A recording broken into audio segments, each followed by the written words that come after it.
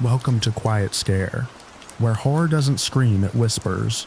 Authentic documented experiences, thoughtfully adapted with literary craft so the core remains intact, and the suspense settles in softly. Like and subscribe to support the channel, and tap the bell for new releases. There are no more than 3 ads in the first 15 minutes. After that it plays straight through. Curated true encounters, elevated into quiet, literary horror for sophisticated listeners. Sleep well and dream dark.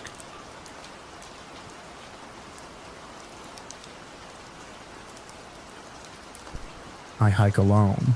Always have. It's not about avoiding people. I just move better solo. Fewer variables, fewer distractions. I can stop when I want, push harder when the ridge calls for it, and I don't have to explain why I'm drawn to obscure spots buried deep in topo maps, places that haven't seen footprints in decades. That's how I ended up bushwhacking through a steep drainage in the Catskills this past fall. I've been planning this one for months, chasing down an old crash site 80 years gone from one of those wartime training flights that didn't make it back. A B-18 from what I gathered. 2 souls on board, no survivors. The coordinates were vague, the route brutal. That's exactly what I like. It was a crisp, cloudless day. Sunlight filtered through bare branches. The late October chill just biting enough to keep my pace brisk. The ridge dropped off into the drainage like a broken stairwell. I descended carefully, boots scuffing moss-covered rock, breathing in that sharp, mineral-rich air that only seems to exist in these forgotten folds of the mountains. Took me most of the morning to reach the site. I recognized it instantly. A scatter of riveted aluminum fragments poked through the underbrush like rusted bones. Some warped engine components, half sunk into the loam, glinted dully under patches of lichen. Nature had worked hard to erase the wound, but the scar was still there if you looked close enough. I dropped my pack and started documenting, snapping photos, tracing the outlines of impact in my mind. The orientation of the debris told a story. A failed banking maneuver maybe, or a stall just before cresting the ridge. I don't speculate too much. I'm not a historian. I just record what's there. I was lining up one last shot, a fragment of wing still bearing faded military markings, when I closed my camera and froze. Someone had just whispered in my ear, "Nice shot." 2 words. Deep. Male voice. Close enough that I felt breath on my right cheek. The tone wasn't mocking. It wasn't warm either. Just neutral. Observing.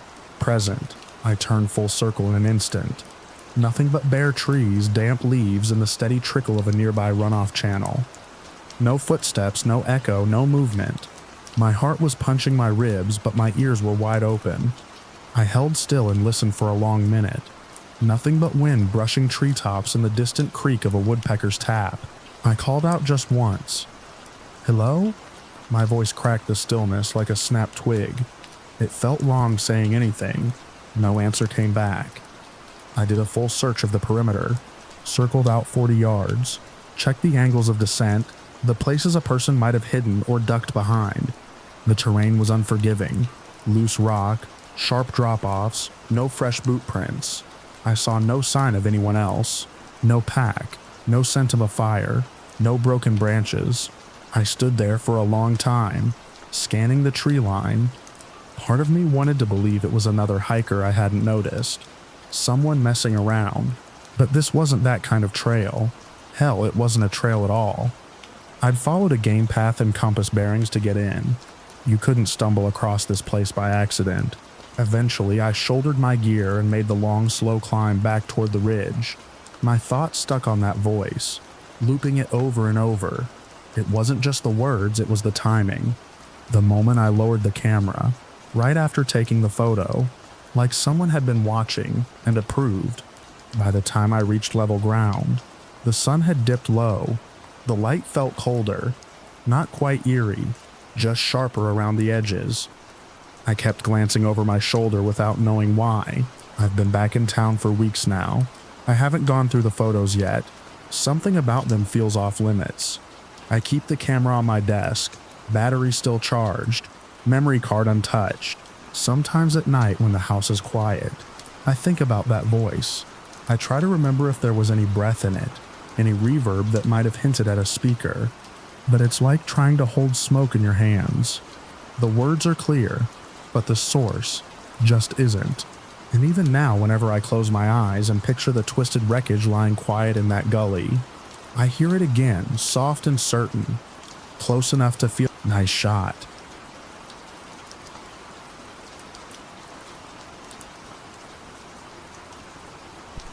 I was 15 when the valley started to feel wrong. It wasn't a sudden shift, more like a slow thickening in the air, something that settled under your skin when you drove through that stretch of northern BC past midnight. The kind of thing you wouldn't talk about, not seriously, not unless you wanted to sound like you were slipping. But I noticed it. We all did, in our own ways. The first time something happened, I wasn't even involved. My neighbor June was the one who brought it up over coffee with my mom. She's the type who watches the sky like it owes her answers. That night she said she saw a bright light, white-blue, so bright it lit up her yard, drop straight down into the field across from the old logging road. No sound, no explosion, just a flash and then stillness. A few seconds later, it went straight up again, vertical like it was pulled by a string. She didn't call anyone, didn't take a picture, just stood there with her mouth open and a cigarette burning out between her fingers. I think she thought she dreamed it until she saw the burn circle the next day. Charred grass and a near-perfect ring. That was early spring. Summer brought the heat, and with it came the stories. One of the local boys, Derek, was driving back from a party 2 towns over, winding through that same valley road around 2 in the morning. He swore up and down he saw something standing on the shoulder as his headlights rounded the bend. 2 silhouettes, tall and thin, with eyes that flashed green in the light. Not reflected, flashed. He said they turned toward him, and then in a blink they were gone, like they'd never been there. His hands were still shaking when he told us about it at the gas station the next day. No one laughed. No one even smiled. What made it real for me wasn't either of those things, though. It was a trip I took with my parents and my younger sister, Marcy. We'd gone out for a drive. Nothing special, just letting the breeze roll in with the windows down and the country music low on the radio. My dad liked to take the back roads, the ones that cut through fields and patchy forest before dipping down into the valley where the fog pooled thick around dusk. Marcy was riding on Dad's shoulders, pointing out birds and shapes in the clouds like always. She was quiet for a while, staring off into the trees as we passed that same stretch of valley where the other sightings had happened. Then she leaned forward and asked too casually, "Why is that giant guy walking into the woods?" My mom turned in her seat. "What guy?" "The big white one," she said. "He's really tall, like taller than the barn." Dad slowed down a little, looking where she was pointing. But by the time we all glanced over, there was nothing. Just trees, dark and unmoving, and the sun setting low behind them. We didn't push her on it. She wasn't the type to lie, and she didn't seem scared, just curious. But I saw the look my parents shared. Quiet, sharp, like they both felt the temperature drop. I didn't sleep that night. Kept thinking about her voice when she said white. Not just white like clothes or snow. White like bones. Like something that didn't belong out there. We didn't talk about it again. Not for months. But something shifted after that. People in town started driving around the valley instead of through it. The kids stopped daring each other to sneak down the old trail past the burn circle. Even the animals changed. Birds flew wide arcs around that stretch, and the coyotes stopped howling when the moon was full. Fall came early that year, and the fog stuck around later than usual. I was walking home from a friend's house near dusk when I saw it. Just a glimpse through the trees off the side of the road. Not a full shape. Not like Marcy had seen. More like a flicker. A piece of something too smooth, too tall, passing between the trunks, moving like it didn't need to care who saw it. I told myself it was the light, that it was late, and my eyes were playing tricks on me. But later that night, Marcy drew a picture in her notebook. I found it by accident, slipped behind the toaster in the kitchen. It showed a figure, tall and white, walking between trees with a line of green dots where its eyes should be. She'd drawn the valley behind it, unmistakable with its twin hills and narrow creek. We never found out what it was. Not exactly, and maybe that's for the best. But when I drive through that part of the valley now, I don't look into the trees. I don't stop the car, and I always make sure my windows are rolled up before the fog rolls in.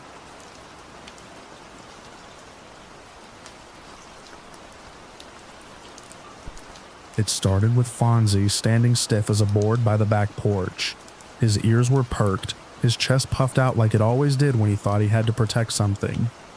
He was an old yellow lab, tough, loyal, the kind of dog that didn't spook easy.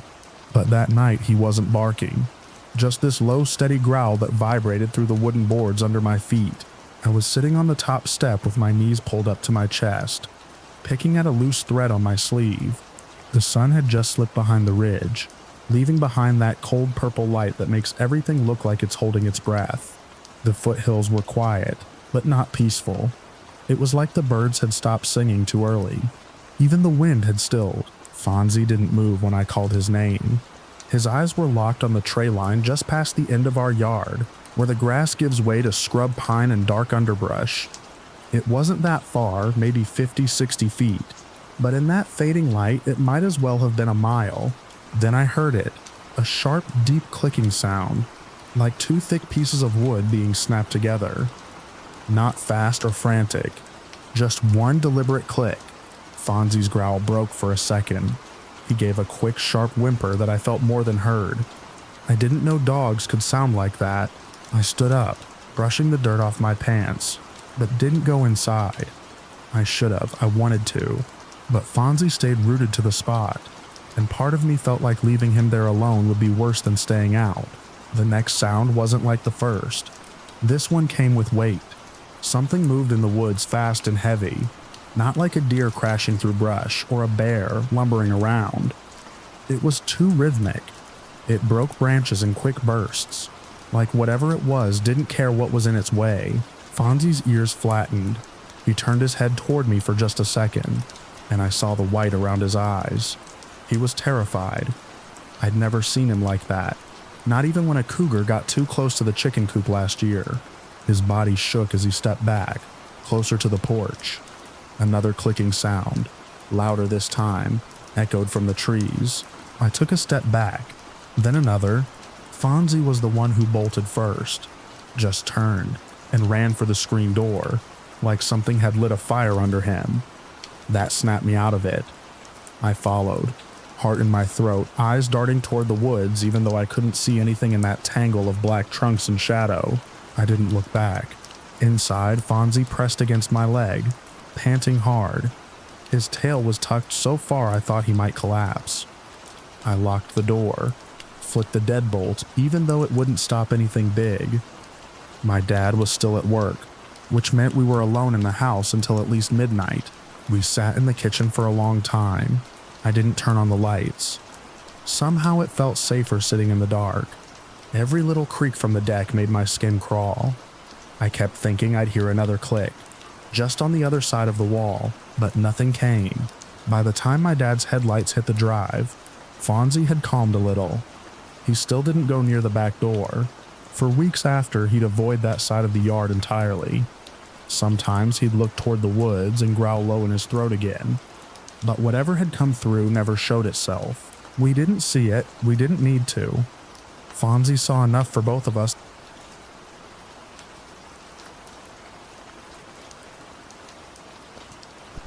I was about 15 miles deep into the Absaroka Beartooth Wilderness, a full day's hike from the trailhead, with no one else around. That stretch of Montana is beautiful in a way that can feel completely alien. Sharp ridgelines that punch into the sky, dense thickets of pine and spruce, and silence so profound it almost hums. I'd been hiking solo for years, always sticking to mapped trails, always logging my route. This trip was no different. It was supposed to be 4 days out and back, a loop through high alpine valleys and glacier-carved passes. The weather had been kind, bright skies, a breeze stiff enough to keep the bugs down, not a hint of rain. I had just cleared a sharp switchback that opened onto a narrow ledge, maybe 4 feet across, hugging a scree slope on the northern face of the ridge. The sun was nearly overhead, casting hard-edged shadows. From the elevation, I could see the tips of fir trees far below, like green pins in a velvet cushion. I paused, not from fatigue, but because something shifted just ahead. It wasn't sound that gave it away. It was absence. The small, ever-present noises, wind on rock, distant bird song, the scrape of my own boots, seemed to drop out all at once. That quiet was thick, pressing in against my temples. I squinted forward and caught sight of it maybe 20 feet ahead, just at the bend where the trail curved out of view. It was small. I'd almost dismissed it as a shadow or a rock formation at first glance. But it moved. Not a twitch, not a flinch. It shifted its weight deliberately, like a creature sizing something up. It was jet black, barely 3 feet tall, standing upright on 2 legs. Arms longer than a human's, but not ape-like, hung at its sides. Its head was slightly too large for its frame, tapered toward the snout, with no visible ears. I froze, one boot still half off the ground. The thing didn't bolt, didn't lunge or growl. It just stared, its eyes locked onto mine and held there. For 30 seconds, maybe more. We didn't move. Its stillness was unnatural, not the wary pause of a prey animal or the measured patience of a predator. It was something else, intent, intelligent. It studied me with a focus I'd only ever seen in people. Then it exhaled. Not a sigh, not a wheeze. This was a controlled, deliberate huff, like a warning. The sound was deep, impossibly deep for a creature its size. I felt it in my chest before I heard it in my ears. A low, resonant pulse that vibrated up through the soles of my feet. It wasn't aggressive, but it wasn't benign either. It was a message. I didn't return the gesture. I didn't speak. I didn't even reach for the bear spray clipped to my pack. Something told me that would be a mistake. The thing didn't blink. Its chest rose once, then it turned, not in a rush, not in fear, just smoothly, and disappeared behind a jut of rock that sloped downward into thick brush. I stood there until the normal sounds returned. Wind stirred the needles of a nearby pine. A raven cawed somewhere to the south. The air no longer felt electrified.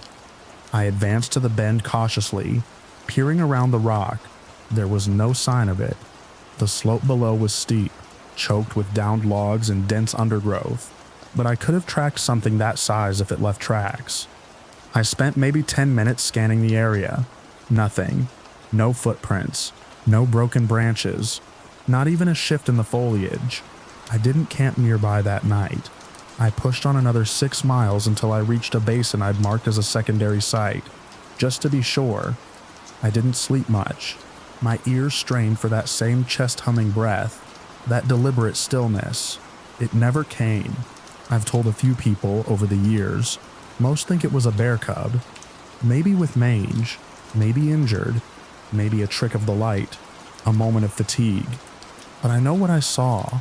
I've seen black bears up close. I've encountered mountain lions and wolves. This wasn't any of those. It wasn't fleeing. It wasn't curious.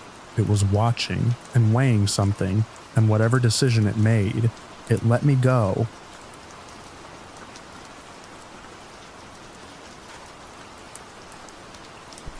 We had just hit the county line when the cell signal dropped to 0.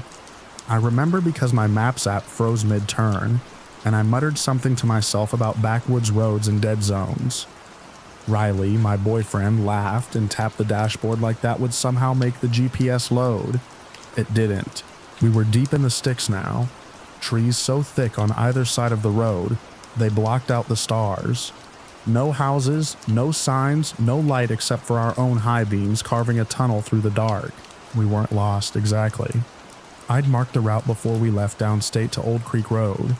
Then a few miles past the fire station, turn at the fork with the busted guardrail. Locals called it Heller's Bend. One of those places everyone heard stories about growing up, but no one really believed, except I did. Not in ghosts or whatever, but in places with a kind of weight to them. Places where things happened, and then never quite stopped happening. I guess that's why I insisted we go. It was just past midnight when we pulled onto the shoulder. Riley killed the engine. The trees leaned in like they were listening. No wind, not even bugs, just that thick rural quiet that hums in your ears after a while. We sat there with the windows cracked, watching nothing. I remember shifting in my seat and asking if he heard that. Not a noise exactly, more like a change in pressure, like when an elevator stops too fast. Riley looked at me, eyebrow raised, probably waiting for me to admit I was creeping myself out. I was, but I wasn't wrong. The first hit came a minute later. A dull, deliberate thunk right on the center of the roof. Not a branch, not a pine cone. It was too steady. Then another on the trunk. Then again, same pace, same rhythm. One after the other like footsteps overhead, but heavier. I looked up expecting to see, I don't know what. Nothing was there. Just metal and moonlight. Riley twisted around in his seat to check the rear window, his face drawn tight. He turned the key. Nothing. The engine didn't even try to catch. Just dead silence and that pulsing weight on the car.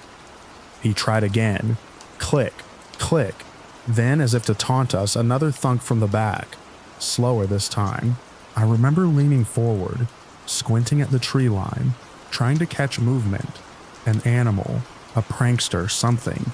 But it was just black, dense woods and the narrow strip of road behind us. The kind of dark that made you feel like you were being watched even when you weren't. Except I was sure we were. Riley swore under his breath and popped the hood. Like that was going to help. He'd checked everything before we left. Battery was new. Tank was full. Starter was solid. There was no reason it shouldn't turn over. No reason except whatever was pacing on our roof. The pounding stopped. Just like that. Gone. No sound. No weight. Like it had never happened. He turned the key again. This time the engine roared to life. Headlights blazing forward into the void.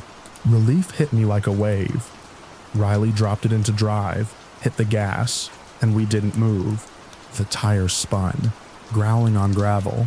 The car strained forward, engine screaming, but we were sliding back.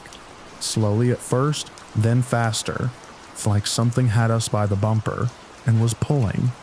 My head hit the seat as we jerked to a stop, then lurched again. Riley slammed the brake. Nothing. It was like we weren't in control anymore. I remember gripping the door handle, bracing myself, my brain scrambling for explanations. A slope? Oil? No. The road was flat. We weren't skidding. We were being dragged. Then, just as suddenly as it started, it stopped. The car shot forward like a rubber band let loose. We nearly hit the ditch before Riley corrected and veered back onto the road. Neither of us said a word. He drove fast, too fast for the curves. But neither of us cared. We just needed to be out of there. We didn't stop until we hit the edge of town. The streetlights looked artificial and foreign after all that dark. But I've never been so glad to see a gas station in my life. Riley parked under the floodlights and turned off the car. It started again without a problem. 5 minutes later, just like nothing happened, we checked the roof and trunk. No dents, no scratches, nothing but a light layer of dust and some fallen pine needles. Like we'd never been out there at all. But I know we were. I felt it, that pressure, that grip. Whatever was on the roof, whatever had us pinned in place, holding the car like a toy between its fingers. We never figured out what it was. We never went back. But I think about it sometimes how close we were to not making it out, to disappearing down some storybook road people talk about but never visit. And I wonder if anyone else has stopped there since, if they got pulled back too.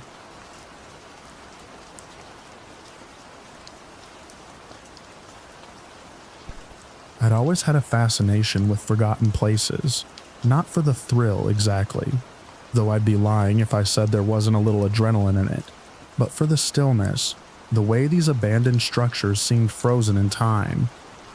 You could walk through a busted down doorway and feel the air change, like you were stepping into a pocket of the past no one had touched in decades. This one was about 10 miles down an old dirt road off Route 19. I'd spotted it on a satellite map while scanning for remote buildings to explore. The roof looked partially caved in, and the surrounding area was nothing but scrubland and thickets. No visible driveway, No neighbors. It checked all the boxes. I parked my car behind a stand of trees and hiked in. It was mid-morning, clear, cool. Nothing but wind and distant birds. The house appeared just over a low rise, sagging under its own weight, with ivy crawling up one side and a porch that looked like it had been losing a slow war with gravity for decades. The windows were either shattered or grimy with age. From 50 feet out, it looked like a shell. The front door was hanging by one hinge, but I took a side entrance through what had once been a laundry room. The air inside smelled like dust and rot, just as I expected. Sagging furniture, yellowed wallpaper, water damage along the ceiling. I moved slowly, taking pictures as I went, watching my step. The floor felt soft in spots. It was maybe 20 minutes in that things started feeling off. It wasn't a sudden realization, just small things at first. A garbage bag in the corner that wasn't shredded or mildewed. A folded blanket draped over the back of a chair that didn't match the aesthetic of the house. Then, deeper in, past a narrow hallway, I pushed open a door to a room that didn't belong. This room was intact. It was lit by sunlight filtering through a clean window. The air here didn't smell like mold or age. There was a cot against one wall with a neatly arranged sleeping bag on top. A small camping stove sat on a plastic crate near the corner. Next to it, a bowl with fresh fruit, actual fresh fruit, and a thermos. A paperback book lay open on the cot, spine up. A pair of boots stood beside the bed, toes pointed outward. I didn't move, didn't touch anything. My mind tried to process the disconnect, the wreckage outside, and this. Someone was living here, not years ago, not even days ago. Today, maybe right now, there was a sudden creak from somewhere in the house. And it wasn't behind me. It came from the opposite direction, the way I'd come in, floorboards shifting. Not just the groan of an old structure settling, but a heavy, deliberate footstep. Then another, then silence. I backed out of the room without turning around, one slow step at a time. My boots felt impossibly loud against the old wood. I kept my eyes on the doorway until I was in the hallway, then turned and moved, fast and quiet toward the exit I'd used before. I kept thinking about the bowl of fruit, the way the thermos was capped. That book left open like someone had just stepped away. The side door was still ajar. I slipped out, heart pounding, and made it 5 yards from the building before I looked back. There, in one of the intact upstairs windows, a figure stood watching me. They didn't move, didn't gesture. I couldn't make out their face, just the shape of man. I thought, though it could have been anyone. Just standing there, partially obscured by glare, completely still. I didn't wait to find out more. I cut straight across the field toward my car. Didn't stop to take another photo. Didn't check if I was being followed. Just climbed in, turned the engine, and backed down that dirt track until the house was out of sight in the rear view. I haven't gone back, haven't even looked at the photos. I can still picture that room exactly. Neat, quiet, disturbingly normal in the middle of decay. I used to think you could always tell when something was empty, when a place was truly abandoned, but now I know better. Sometimes the ruin is just a mask. Sometimes someone's already made themselves at home behind it.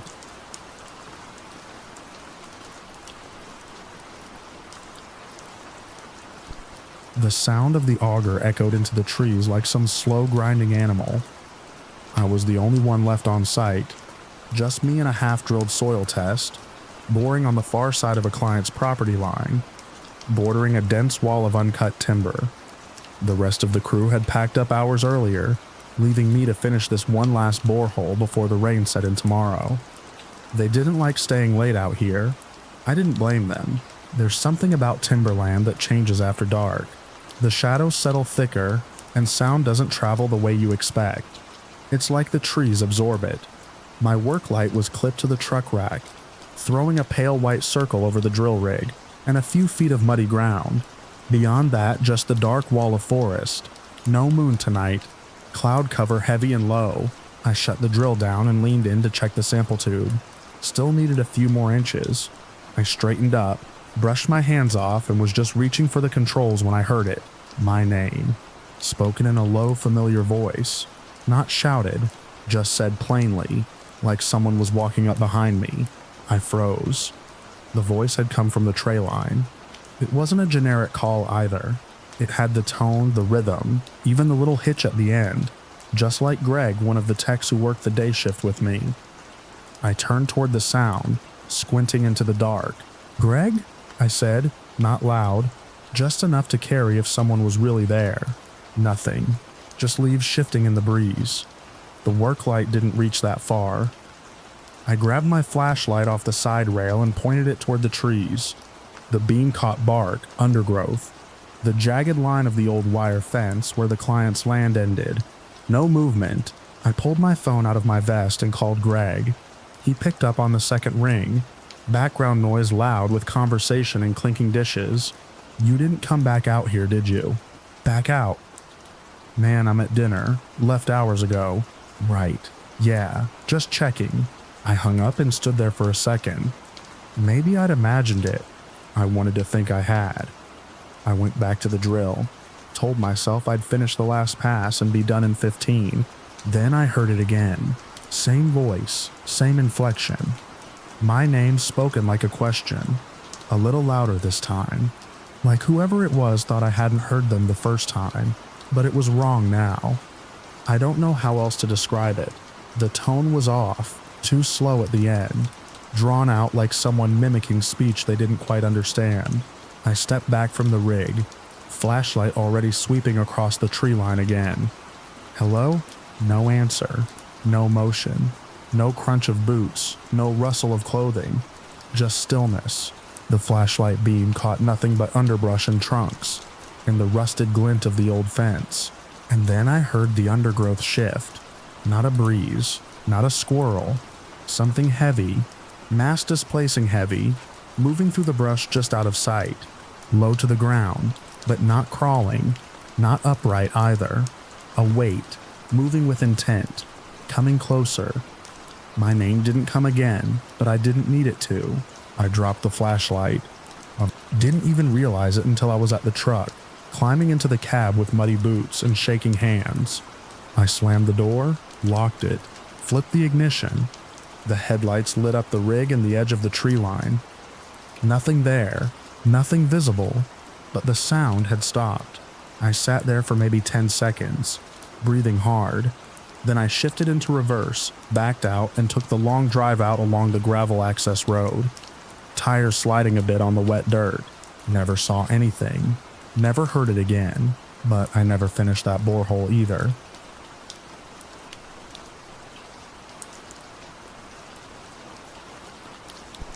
We had been planning the trip for months, 2 nights deep in the Cascade backcountry, beyond where most day hikers dared to go. My buddy Chris and I were experienced enough to handle ourselves, though neither of us would call ourselves hardcore survivalists. We packed smart, checked the weather, mapped the route. Everything looked good. The trailhead was at the end of a long, rough forest road. No cell signal, no nearby ranger station. Just a small dirt clearing with enough space for maybe 4 vehicles. When we pulled up late afternoon, the only other vehicle there was a sun-bleached Subaru. It looked like it had been parked a while. A faded tarp was bunched in the back, and a pair of muddy hiking boots sat under the bumper like they'd been casually kicked off. I looked in through the windows. The doors were locked, but there were clothes, a half-eaten bag of trail mix, and an empty water bottle in the front seat. No signs of struggle, but something about it put me off. Chris shrugged it off. Maybe they were on a long hike and would be back tomorrow. Still, I made a mental note of the license plate, just in case. We shouldered our packs and set off. The trail was narrow and overgrown in parts, thick with moss and shade. After a few miles, we veered off onto a less-used spur trail to a small clearing Chris had read about online. We made camp there. No fire, just a portable stove and headlamps. By dusk, we had our tent set, dinner cooked, and the gear tied up away from camp to keep critters out. The night dropped fast and heavy. Trees crowded in on all sides, and the silence was so complete, it felt like the woods were holding their breath. Around midnight, I woke up to the sound of movement, slow, deliberate crunching in the undergrowth. I lay perfectly still, straining to listen. It wasn't a deer. Too heavy. It sounded bipedal. Chris must have heard it too. I saw the glow of his headlamp flick on inside his tent, but neither of us said a word. The steps circled. Not close. Maybe 20 feet out, but slow and purposeful. It stopped, then started again from a new angle. We stayed still for what felt like an hour. Then came the rocks. The first one thudded into the dirt near my tent. A second followed, skipping off a root with a crack. These weren't little pebbles. These were fist-sized, maybe bigger, thrown hard from the dark. One hit the corner of Chris's rainfly and ripped a small gash. I snapped my headlamp on, swept it toward the tree line. Nothing. But just as I turned, I caught it, something massive, half hidden behind the trees, not moving, just watching. The shape was wrong for a bear. Too tall, too upright. I couldn't make out a face, but it was there. We didn't speak. We didn't need to. Chris unzipped and grabbed his pack. I shoved my sleeping bag aside and did the same. We left the tent, the stove, the food, everything. The hike back was chaos. No trail markers, just our beams bouncing off trees. We stumbled, fell. My shin caught a branch and tore open, but I didn't stop. We didn't even look behind us. When we reached the trailhead, dawn was just breaking. The Subaru was still there, untouched. No footprints, no sign anyone had come back. We climbed into the car, locked the doors, and sat in silence. Eventually, Chris turned the ignition. We didn't talk until we hit paved road. I checked the news later that week. No missing person reports. No ranger warnings. The Subaru stayed in the back of my mind for months. Maybe someone came back for it. Maybe it's still sitting there. I never went back to get the gear.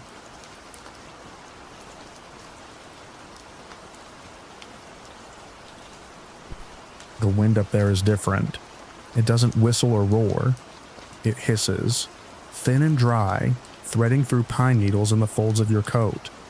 I'd taken the trail past the timberline earlier than planned, thinking I'd make good time before the afternoon wind picked up. I've done enough solo hikes to know when to push and when to hold back. That morning had been clear, sunlight bouncing sharp off the snowpack, and the trail was mine alone. I parked my truck at the base pullout around 7. There were no other vehicles, no tire tracks in the fresh dusting that had fallen overnight. That's part of what drew me to the high trails in late winter. Solitude, clean air, and the clarity of sky over ridges that most folks avoided until the thaw. By mid-morning, I'd climbed to about 10,000 feet, where the evergreens thin out, and the trail breaks into rolling white above the tree line. Snow at that elevation tends to crust hard overnight, and softens just enough by late morning to leave a clear impression. I followed the trail, stepping into older boot prints iced over from the week before. It was maybe 20 minutes past a granite outcrop that I noticed them. Prints too big for any man I've seen. They weren't near the path. They came in from the eastern slope, where the incline's steep and the trees drop away fast. They were bipedal, left-right in a straight line, like a tightrope walker. Each step sank deep and clean.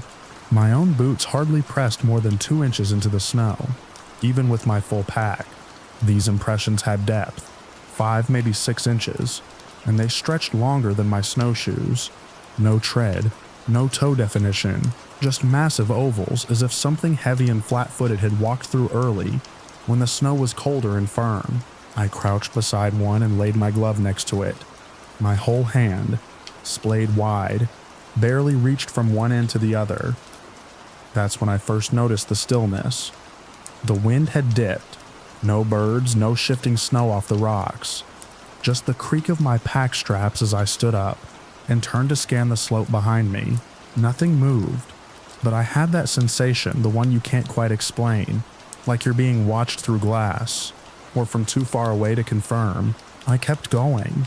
The trail crests on a shoulder before looping toward a cirque. It's a beautiful stretch, one of my favorites.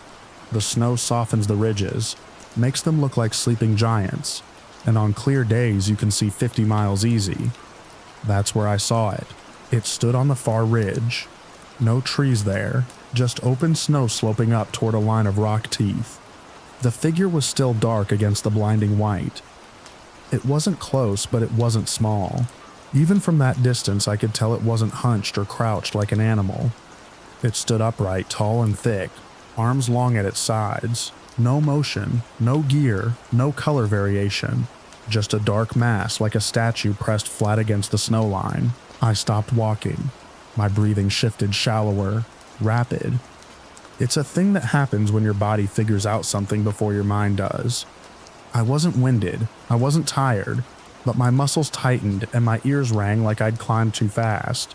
The thing didn't move. It didn't wave, didn't turn, just stood there, watching. I pulled out my field glasses from the side pouch. Even as I raised them, I knew it wouldn't help.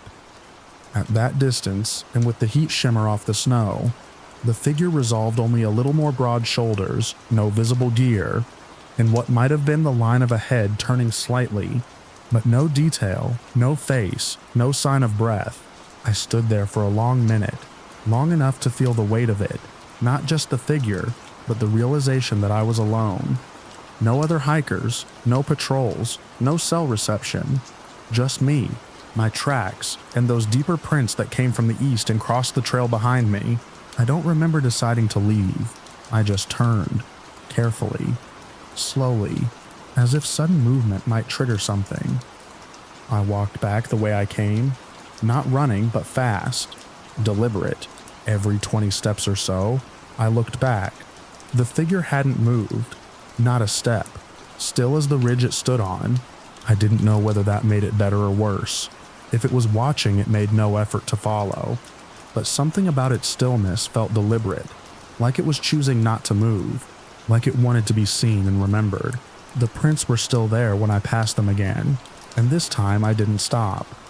The wind picked up as I dropped below the tree line, gusting harder through the pines, stinging my cheeks and ears. I kept moving, boots slipping slightly on the packed snow where the sun had started to melt the top layer. By the time I reached the trailhead, the sun was low. My truck sat just as I'd left it, no tracks around it but my own. I looked back up the slope before climbing in. From that angle, the ridge was obscured, nothing visible beyond the treetops and the descending twilight. I sat in the cab for a long time before turning the key. Windows frosted from my breath, hands tight on the wheel. The heater kicked in slow. I pulled away from the lot, tires crunching over hard snow. As I curved down the mountain road, I couldn't stop myself from checking the rearview mirror. Again, and again, and every time.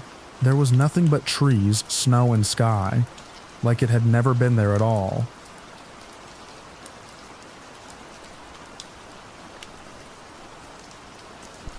The first time I saw the car graveyard, it was like stumbling onto a forgotten world. We were visiting my great-uncle's farm in rural North Carolina.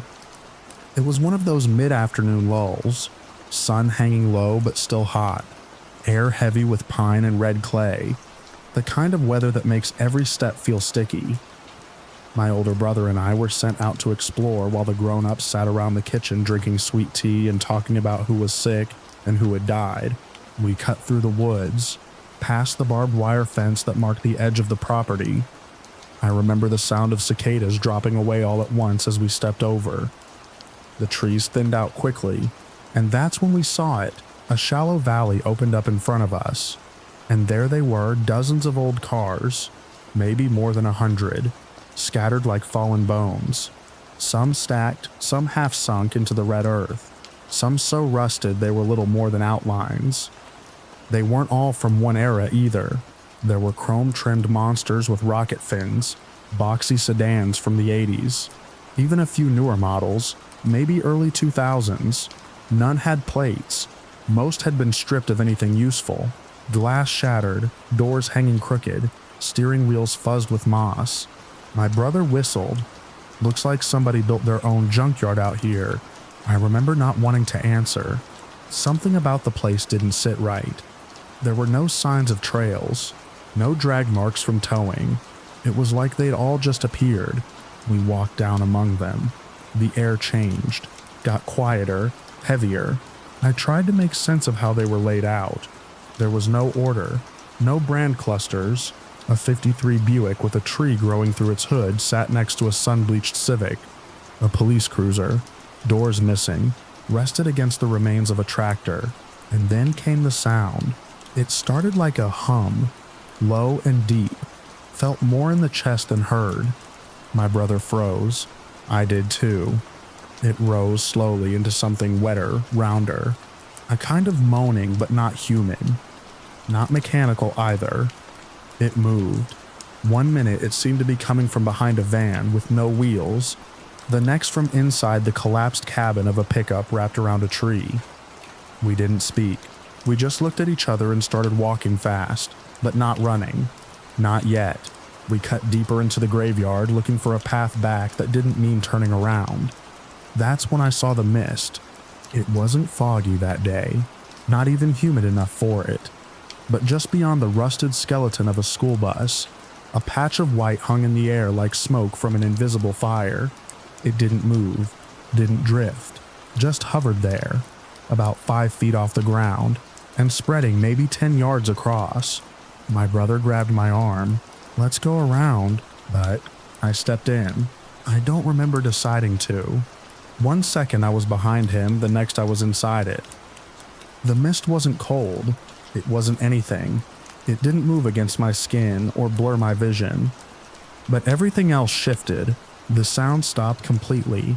Not just the moaning, but the birds, the bugs, even the distant breeze through trees. My breath sounded like it came from far away.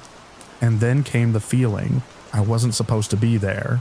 That not in the sense of trespassing or danger. This was deeper, a kind of cellular level rejection, like the space itself was trying to spit me out. Every memory I had felt half erased.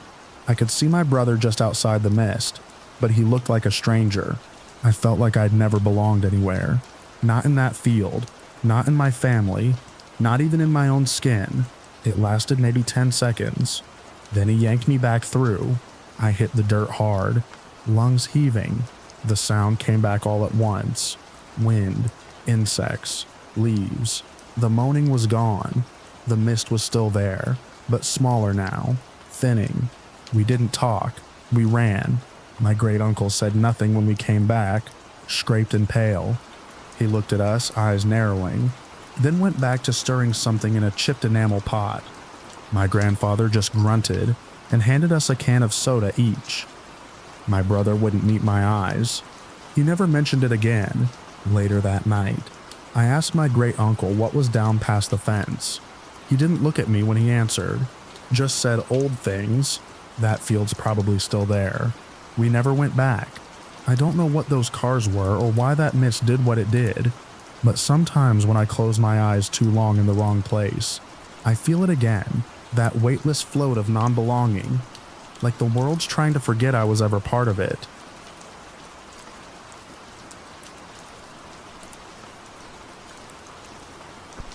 We weren't lost, but it felt like we'd crossed into some place where we didn't fully belong. We were deep into the woods that afternoon, a place we'd only found by chance. I was 11, maybe 12, and my best friend and I had been spending the day exploring back roads and forgotten trails just beyond the old fire training center.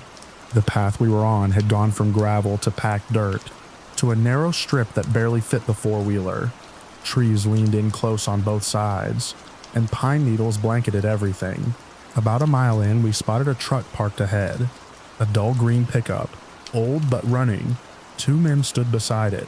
One leaned back against the hood, arms crossed, the other smoking and staring without blinking as we approached. They didn't wave, they didn't smile, they just watched us pass. My friend gave a small nod, a polite gesture.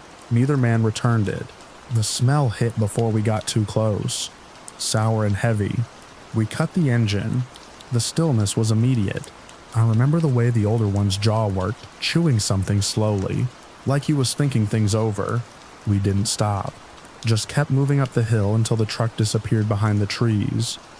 It was quiet then, except for the hum of the four-wheeler and the way tires crunched over sticks. Maybe 10 more minutes up the trail we found the gate. It was rusted, chained but left open, leading to what looked like an old service road. Right across the entrance, there was something big lying under a thick, dirty blanket. We didn't talk about it, we just turned back. There was nothing to say, really. Whoever had left that, there hadn't done it for any good reason. I stepped off and walked toward it, one hand over my mouth. The blanket was soaked through in places, dark stains bleeding through the fibers. I don't know why I crouched down. Maybe I expected something else, but when I pulled back a corner, I saw fur, a snout, glassy eyes wide open and stiff. It was a deer, or what was left of one. Its legs were bound with wire. The trail felt narrower on the way down. Branches slapped at the sides of the vehicle. I kept checking behind us even though there was nothing there. When we reached the bottom of the hill, back where we'd first seen the truck, it was gone, but it wasn't. That should have been a relief, because when we came around the last bend leading to the only road back out, there it was again, the same green pickup, now parked sideways across the narrow dirt road, blocking everything. The two men were back, standing a few feet from their truck, arms crossed again. Watching, they didn't move, didn't speak, just stared as we rolled to a stop. For a second, I didn't breathe. The four-wheeler idled loud in the silence. I could hear my own heartbeat like a knock inside my chest. My friend whispered something like, "What do we do?" Eventually we heard the truck move slowly at first, tires shifting on gravel. When we were sure they were gone, we crept forward again. Careful this time, heart still pounding. I didn't answer. I just backed us up slowly, tires crunching in reverse, until we were out of sight, then cut the engine again. We waited. 5 minutes, then 10. Long enough that every sound in the woods started to feel like something bigger. Somewhere far off, a woodpecker knocked, rhythmic and fast like a warning. The road was empty. No truck, no men, just dust hanging in the air where they'd been. We didn't stop again until we hit pavement. Back home, we told ourselves maybe it was a misunderstanding. Maybe they thought we were trespassing or something. But neither of us went back to that trail. Not once. And whenever I passed the edge of that forest, I still glanced down the road, just to see if that truck is parked there again.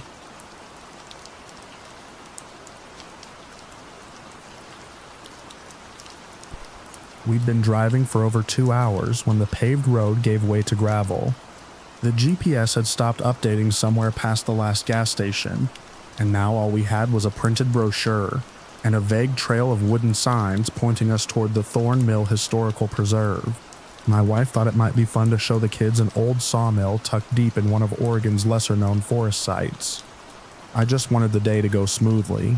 The forest thickened on either side, tall conifers pressing in close. The kind of place where the silence starts to feel unnatural. When we finally pulled into the empty dirt lot, my son Owen wrinkled his nose and muttered something about the air smelling like wet metal. My daughter Kaylee pointed out the decaying visitor center, a one-room shack with a half-rotted roof and broken windows. There were no other vehicles, no people, just the wind through the trees and the long creak of our car cooling down. We stepped out, stretching our legs. I took a moment to scan the lot. The lack of cell service had already kicked in about 15 minutes earlier. No bars, no signal. It bothered me more than I let on. The path to the main mill structure was worn but visible, winding past rusted machinery and signage too faded to read. My wife was reading from the brochure, piecing together the site's history, built in 1889, abandoned sometime in the 40s, supposedly preserved for educational purposes, though it was clear no one had maintained it in years. Halfway across the bridge leading to the main structure, I heard it, a low hum, mechanical, not natural. I turned, expecting another visitor, maybe a groundskeeper, but the lot remained empty. Then I saw him, a man stepping out of the tree line on the far side of the mill, pushing what looked like a handheld auger or post hole digger with a small motor attached. It growled to life as he cranked it. He didn't acknowledge us, just started walking, slow and steady, straight across the rotting planks of the pedestrian bridge we just crossed. He wasn't dressed like a worker. Faded jeans, stained flannel shirt, scuffed boots, no badge, No gear, no tools besides the machine. His eyes were hidden under a cap. Face pale and slack, I ushered the kids toward the building's interior, trying not to appear rattled. It was empty inside, hollow, with beams stripped bare, sawdust long since swept away by wind and time. We moved slowly, pointing out rusted bolts and old signs, but I kept glancing through the cracks in the boards. The sound of that tool kept following us, slow, grinding, getting louder every few minutes, then fading, then returning again. Not constant, not natural. We were exploring a side room when Kaylee pointed to one of the support columns. Scratched into the wood about 3 feet off the ground was a line of small shallow marks, claw-like but cleaner, evenly spaced, not the work of an animal. It didn't look recent, but something about it made my stomach twist. I tried to laugh it off, brushing a hand over the grooves. Probably just some bored teenager with a knife, I said. No one answered. Back at the car, things felt wrong. 3 long streaks, thin, dirty smears, ran across the rear driver's side door, like something sharp had been dragged along it. Not deep enough to be keyed, not wide enough for an animal, just precise. I knelt to inspect them and found a bit of residue, oily with a copper tint. My wife asked if I thought someone had touched the car. I told her maybe it had brushed against a branch on the way in, but there were no low branches, only trees set far back, and the parking area was clear. We decided to leave. No need to make it a whole day affair. As I buckled Owen in, I caught movement in the side mirror, just the edge of that same figure stepping out from behind the visitor center. Still holding that humming machine, he didn't approach, just watched. As I turned the ignition, I noticed again how quiet everything had become. No birds, no wind, just that faint hum of the machine. We drove out slowly. I kept an eye on the rearview mirror, but the man didn't follow, not right away. The gravel road curved, leading us across a narrow wooden footbridge that spanned a dried-up creek bed, and that's when I saw it. A vehicle, old, mud-caked, parked off to the side, just barely tucked into the brush. Engine idling. The man was inside. Somehow he'd gotten ahead of us. I hadn't seen a turnoff, hadn't seen a shortcut. There wasn't supposed to be any other road. As we crossed the bridge, his vehicle pulled forward slightly, just a few feet, enough to block part of the road behind us. Not enough to follow, just enough to watch. I didn't stop, didn't speak. We drove the rest of the way out without looking back. Only once we hit the first signal bar did I pull over and check the back of the car again. The streaks were gone. Clean, like they'd never been there. We never reported it. I don't even know what I'd say. We hadn't been hurt. Nothing was stolen. And yet something had happened out there. Something deliberate. Every now and then I look up that historical site. It's still listed, still open, still accessible by road. But we won't be going back.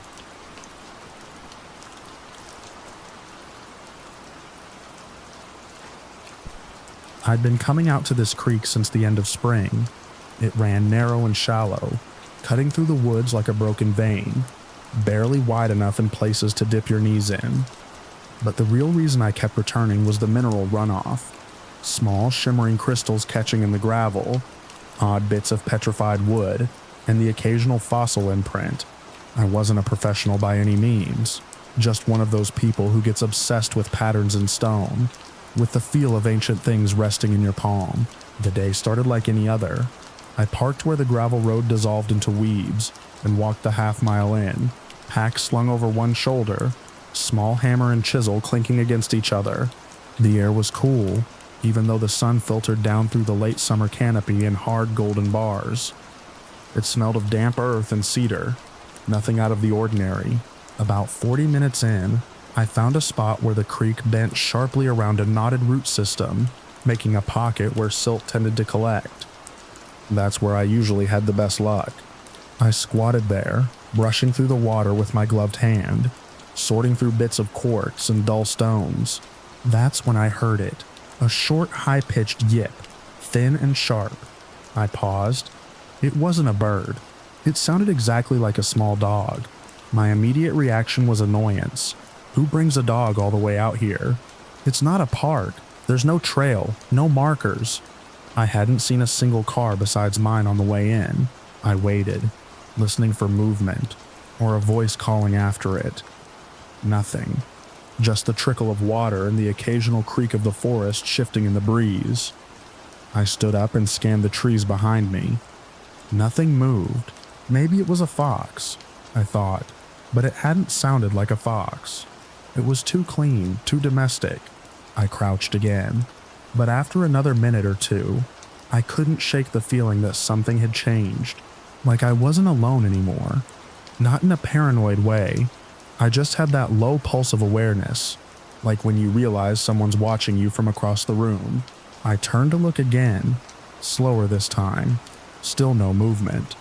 But the silence had thickened, the birds had quieted, and the wind had gone still. I moved downstream, less interested in the rock bed now, and more in putting some space between me and that feeling. I told myself I was just being jumpy. That happens when you spend enough time alone in the woods. Your mind starts filling the gaps. But I kept glancing over my shoulder anyway. Then it came again, a sharp, clear bark.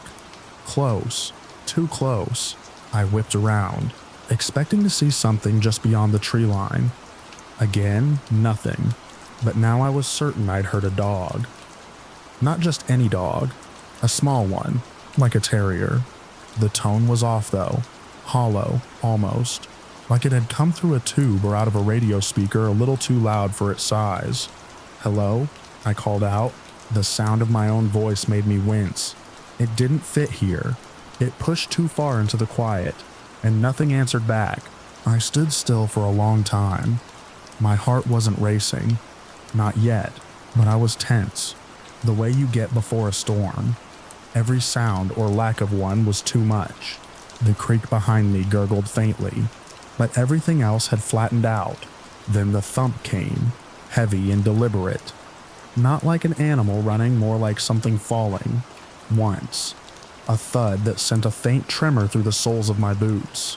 I turned slowly toward the direction it had come from, scanning the underbrush. The trees there grew tighter, closer together, forming a wall of shadow maybe 30 yards off. I stared at that spot for what felt like minutes. No second thump, no rustling, no bark. I backed away. Not fast, not running, just one step at a time, keeping my eyes on that spot until the creek curved again and the view of it was swallowed by trees. I kept going, faster now, not bothering to search anymore. I didn't want to hear another sound like that, not when I couldn't explain the first. I told myself it was probably nothing, a branch breaking loose, an echo of a real dog somewhere, warped by distance. But that's not what it had felt like. It had felt close, too close for how empty the woods looked. The last sound I heard before I reached the car was a low, whining whimper, like a dog that had been left outside too long, confused and tired. It came from behind me, somewhere back along the creek. I didn't look back. I haven't returned since. I still don't know what it was. Maybe there's a cabin out there I never saw. Maybe someone lost their pet and it wandered off. But that doesn't explain the weight behind that thump. It doesn't explain the silence that followed. Some places change when you're alone in them too long. The air listens. The trees lean in. Sounds stretch and bend until they fit the shape of something that isn't really there. Or maybe it is.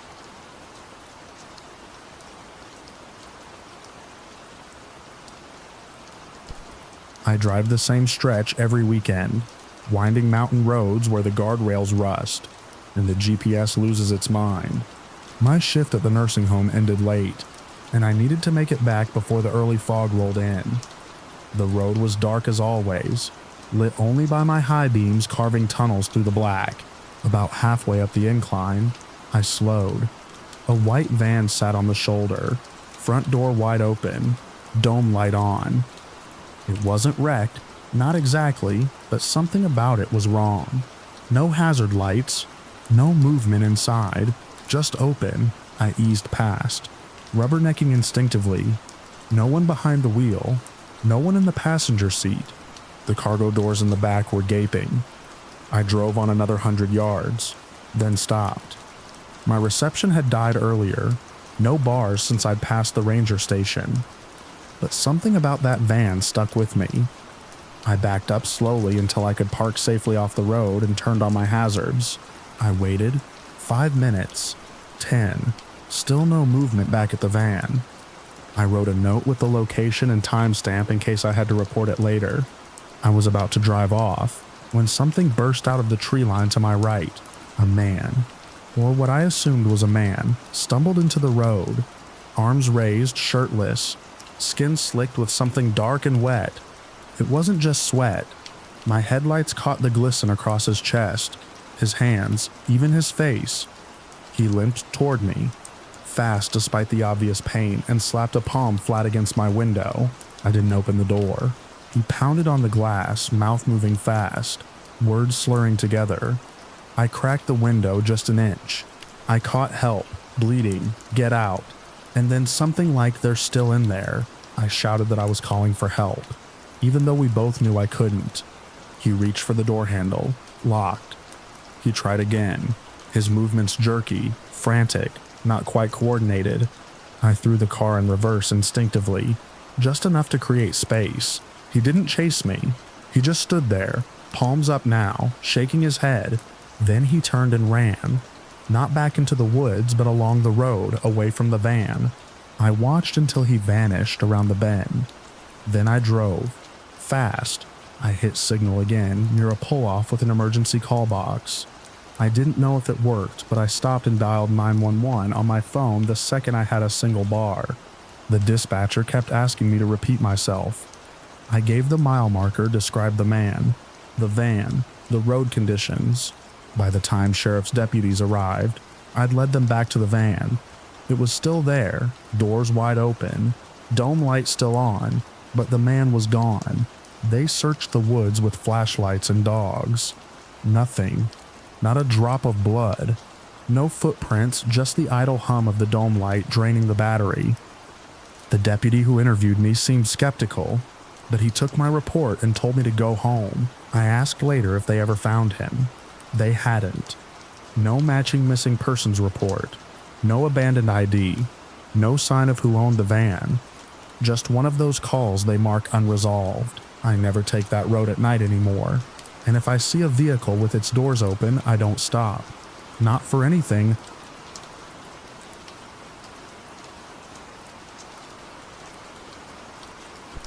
It started with the dogs. We've always had at least 2 rescues, mostly good-natured mutts that barked at everything and bolted after squirrels like their lives depended on it. But one evening, just as the sun slipped behind the tree line out back, both of them froze on the porch and refused to go down the steps. Hackles up, tails stiff, whining low in their throats. I figured it was coyotes. The woods behind our house stretched for miles, and animals passed through often enough to spook them. But the next night, same thing. This time, when I tried to coax them down with a treat, one backed up and hid behind my legs. The other growled. Not at me, but at the woods, unmoving. Their refusal wasn't fear of punishment or laziness. It was different, instinct level. They wouldn't go past the threshold of the porch after dark, no matter what I did. That's when I started paying more attention. We live in a quiet rural patch, no nearby neighbors in earshot, and that silence usually comforted me. But that week, I started noticing odd sounds at night. Nothing loud, subtle things, quick rustles in the leaves, low murmurs that didn't fit any animal I knew. Once or twice I thought I heard something like whispering, but it was so faint I couldn't tell if it came from outside or from inside my own head. Still, I didn't say anything to the family. I try to stay grounded. I assumed the kids might be messing around with a speaker or someone was playing a prank with a walkie-talkie. But then things escalated. My daughter Mia came into the living room one night, pale and upset. She said she'd heard Mom calling her from the back door. Only when she opened it, no one was there. I asked where her mother was at the time. She pointed to the kitchen. Mom had been there the whole time, washing dishes. When I told her she must have imagined it, She just frowned and said it sounded exactly like her, but she sounded scared.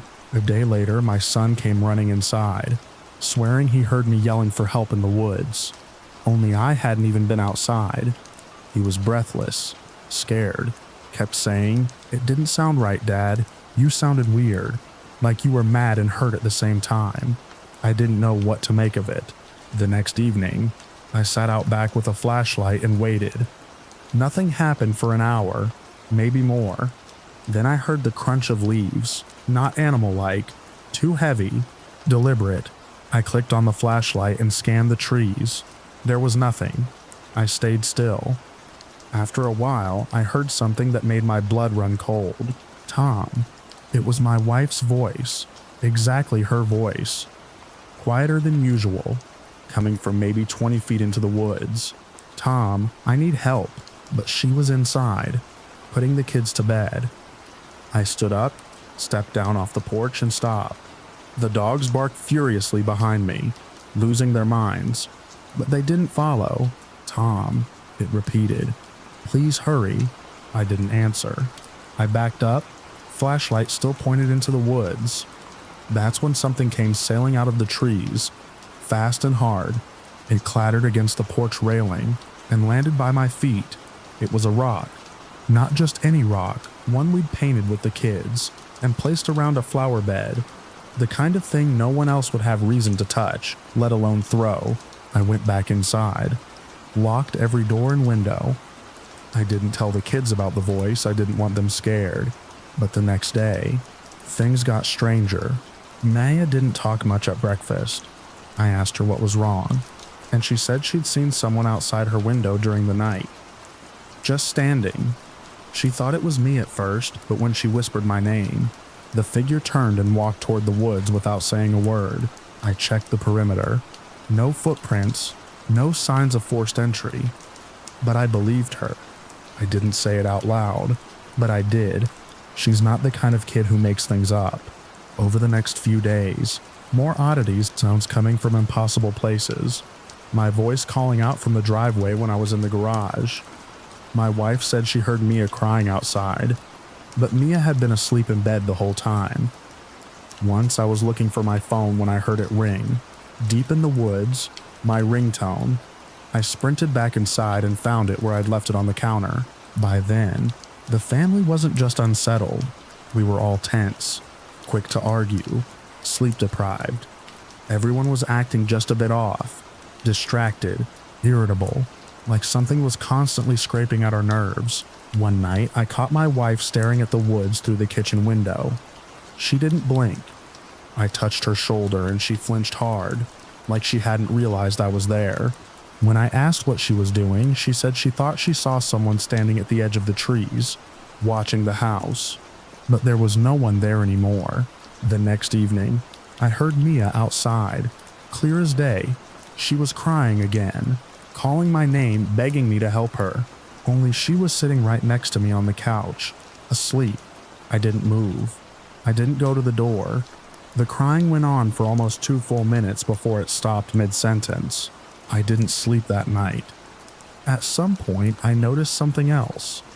These sounds, these mimicries, they were always trying to get us outside, calling from the woods, crying near the porch, using our names, our voices, whoever or whatever it was. It never tried to come in. It wanted us to come out. After a week of this, we started making plans to leave. It didn't feel safe, but before we could go, there was one last thing. Around midnight, I heard movement outside the bedroom window. I got up quietly, grabbed the flashlight, and opened the blinds. Nothing. I opened the window and shone the light down. Just the grass unmoving. Then I heard a voice. Low, not more than a few feet away. It sounded like my son.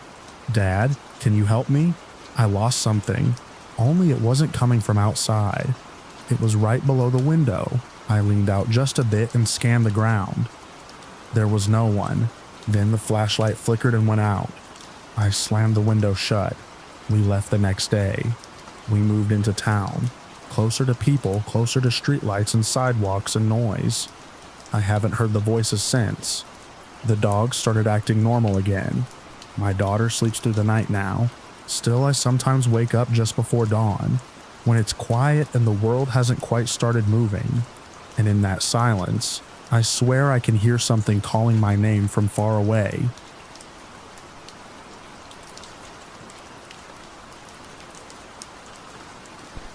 I didn't think much of the land when Mark first brought it up. Just another chunk of mountain property his uncle had snagged for next to nothing at an estate auction. We'd both done enough backcountry trekking to know how these places usually went. Scrubby pine, maybe a few crumbling deer stands, and beer cans rusting into the soil. But he had a key to the gate, and I had a free weekend. We packed light. No plans to camp, just a daytime sweep to see what his uncle had actually bought. The property line cut across a ridge and dropped steep into thick, second-growth forest. By noon, we'd passed the rough pastures and were deeper than expected.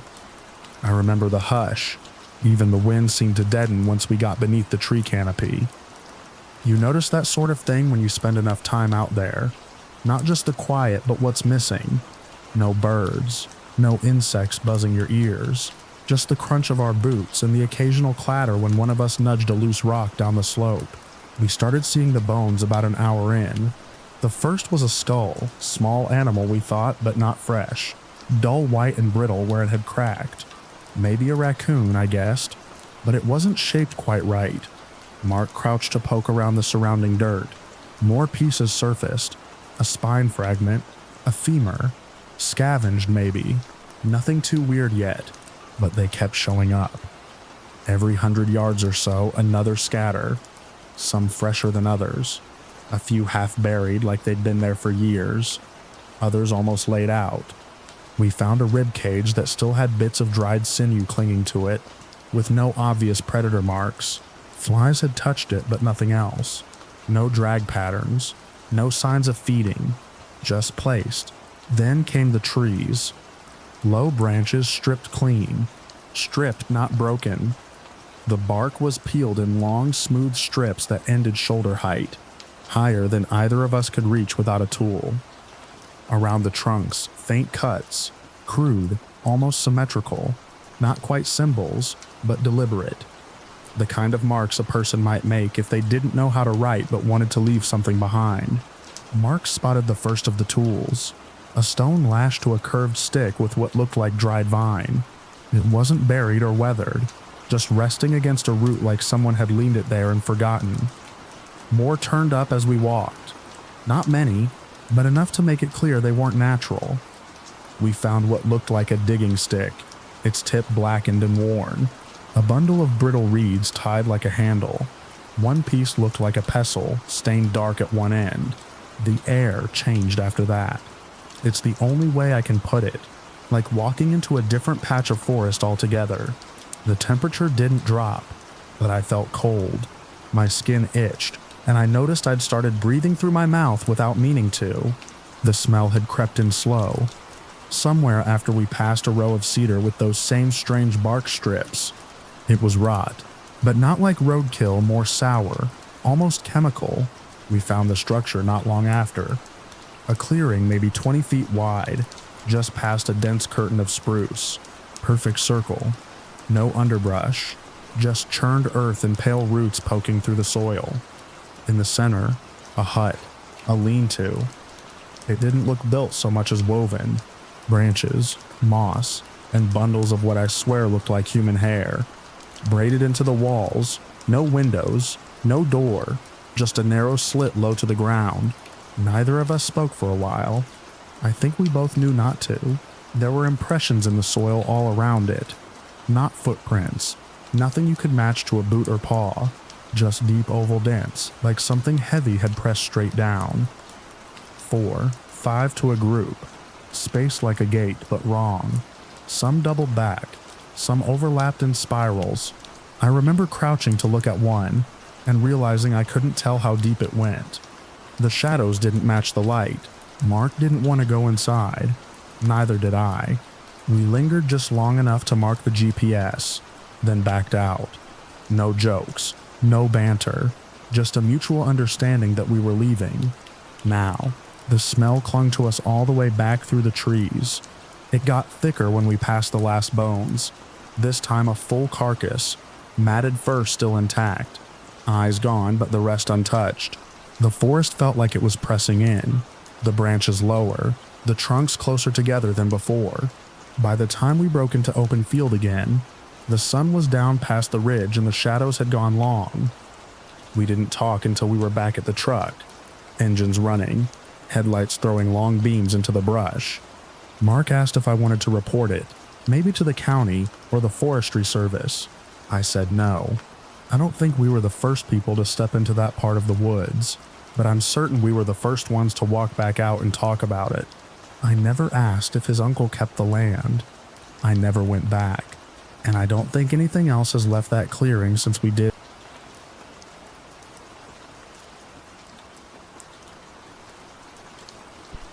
I never liked sleeping outside. I'm one of those people who double checks the locks, even in my own house. But my friend Nathan convinced me just one night out by the creek, nothing fancy, just a tent, a little fire, and the sound of the water to help us unwind. He called it a reset. I called it a calculated mistake. Still, I agreed. I always do when Nathan insists. We picked a patch of grass near a narrow creek, where the woods pulled back just enough to give us some sky. It wasn't a marked campground, just a clearing off a dirt road with a worn footpath leading to it. No cell signal, of course. No one else around. The water gurgled steadily, and the occasional hoot of an owl echoed out from the trees. It was quiet in that way that makes you feel watched. By the time we'd eaten and doused the fire, the air had cooled. I zipped the tent tight and lay there with the thin nylon fabric between us and everything else. Nathan was out in minutes, snoring faintly. I stared at the ceiling of the tent, listening. Somewhere in the middle of the night I woke up, not from a noise. Not at first, just that dry mouth feeling that tells you something's changed. Then I heard it, a voice. Not speech, exactly, just a sound, a human sound. A single word or syllable, repeated, a low deliberate utterance that came at regular intervals, like someone muttering the same thing again and again under their breath. I held my breath. The sound came from just beyond the tent wall, maybe 20 feet away, near the creek. It stopped for a moment. Then again, same tone, same cadence. I shook Nathan. Hard. He groaned, rolled over, then jolted up when he saw my face. "There's someone out there," I whispered. He grabbed the flashlight. I told him not to go, to just wait and listen. But Nathan's not like me.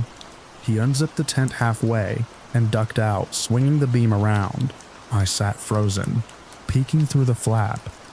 The light bounced across the grass and caught a figure. Human, standing maybe 30 yards off, near the tray line. The person was just there, still, watching us. Nathan called out, not aggressively, just loud enough to make contact. The figure didn't respond.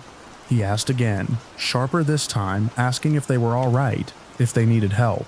The person moved, not toward us yet, just a step sideways, then another. They were wearing something strange, layers but mismatched, like costume pieces. A jacket with one sleeve missing, baggy pants tucked into tall rubber boots. No pack, no gear. Their posture was wrong too, hunched but loose like they were dancing in place. Their head tilted slowly, then snapped back upright. Nathan shouted that we were calling the cops. That did something. The figure turned and began walking, slowly at first, then picking up speed, not away but toward the tent. I backed up, grabbing for my boots. Nathan held the flashlight high, its beam jittering now. The person came close enough that I could make out their face, or the lack of expression on it. No acknowledgement, no surprise. Just that fixed neutral stare like a sleepwalker or someone deeply intoxicated. Still mumbling that same low phrase. They came within 15 feet. Nathan raised his voice again, more of a threat this time. That did it. The figure stopped, turned sharply, and walked off at a strange angle back toward the dirt road. Not a run, just a smooth, deliberate retreat. No glances back. Just that same strange pace back into the dark. We didn't sleep. At dawn, we packed in silence. No breakfast, no coffee, We stuffed the tent into the car, still damp, and drove until the signal bars returned. Neither of us ever figured out what that person was doing out there. No car had been parked nearby. No houses for miles. Just a person in strange clothes, repeating one sound. Approaching our camp in the middle of nowhere. I don't go camping anymore. Nathan doesn't bring it up. We didn't report it. What would we even say? There's no law against standing in a field at night, muttering to yourself.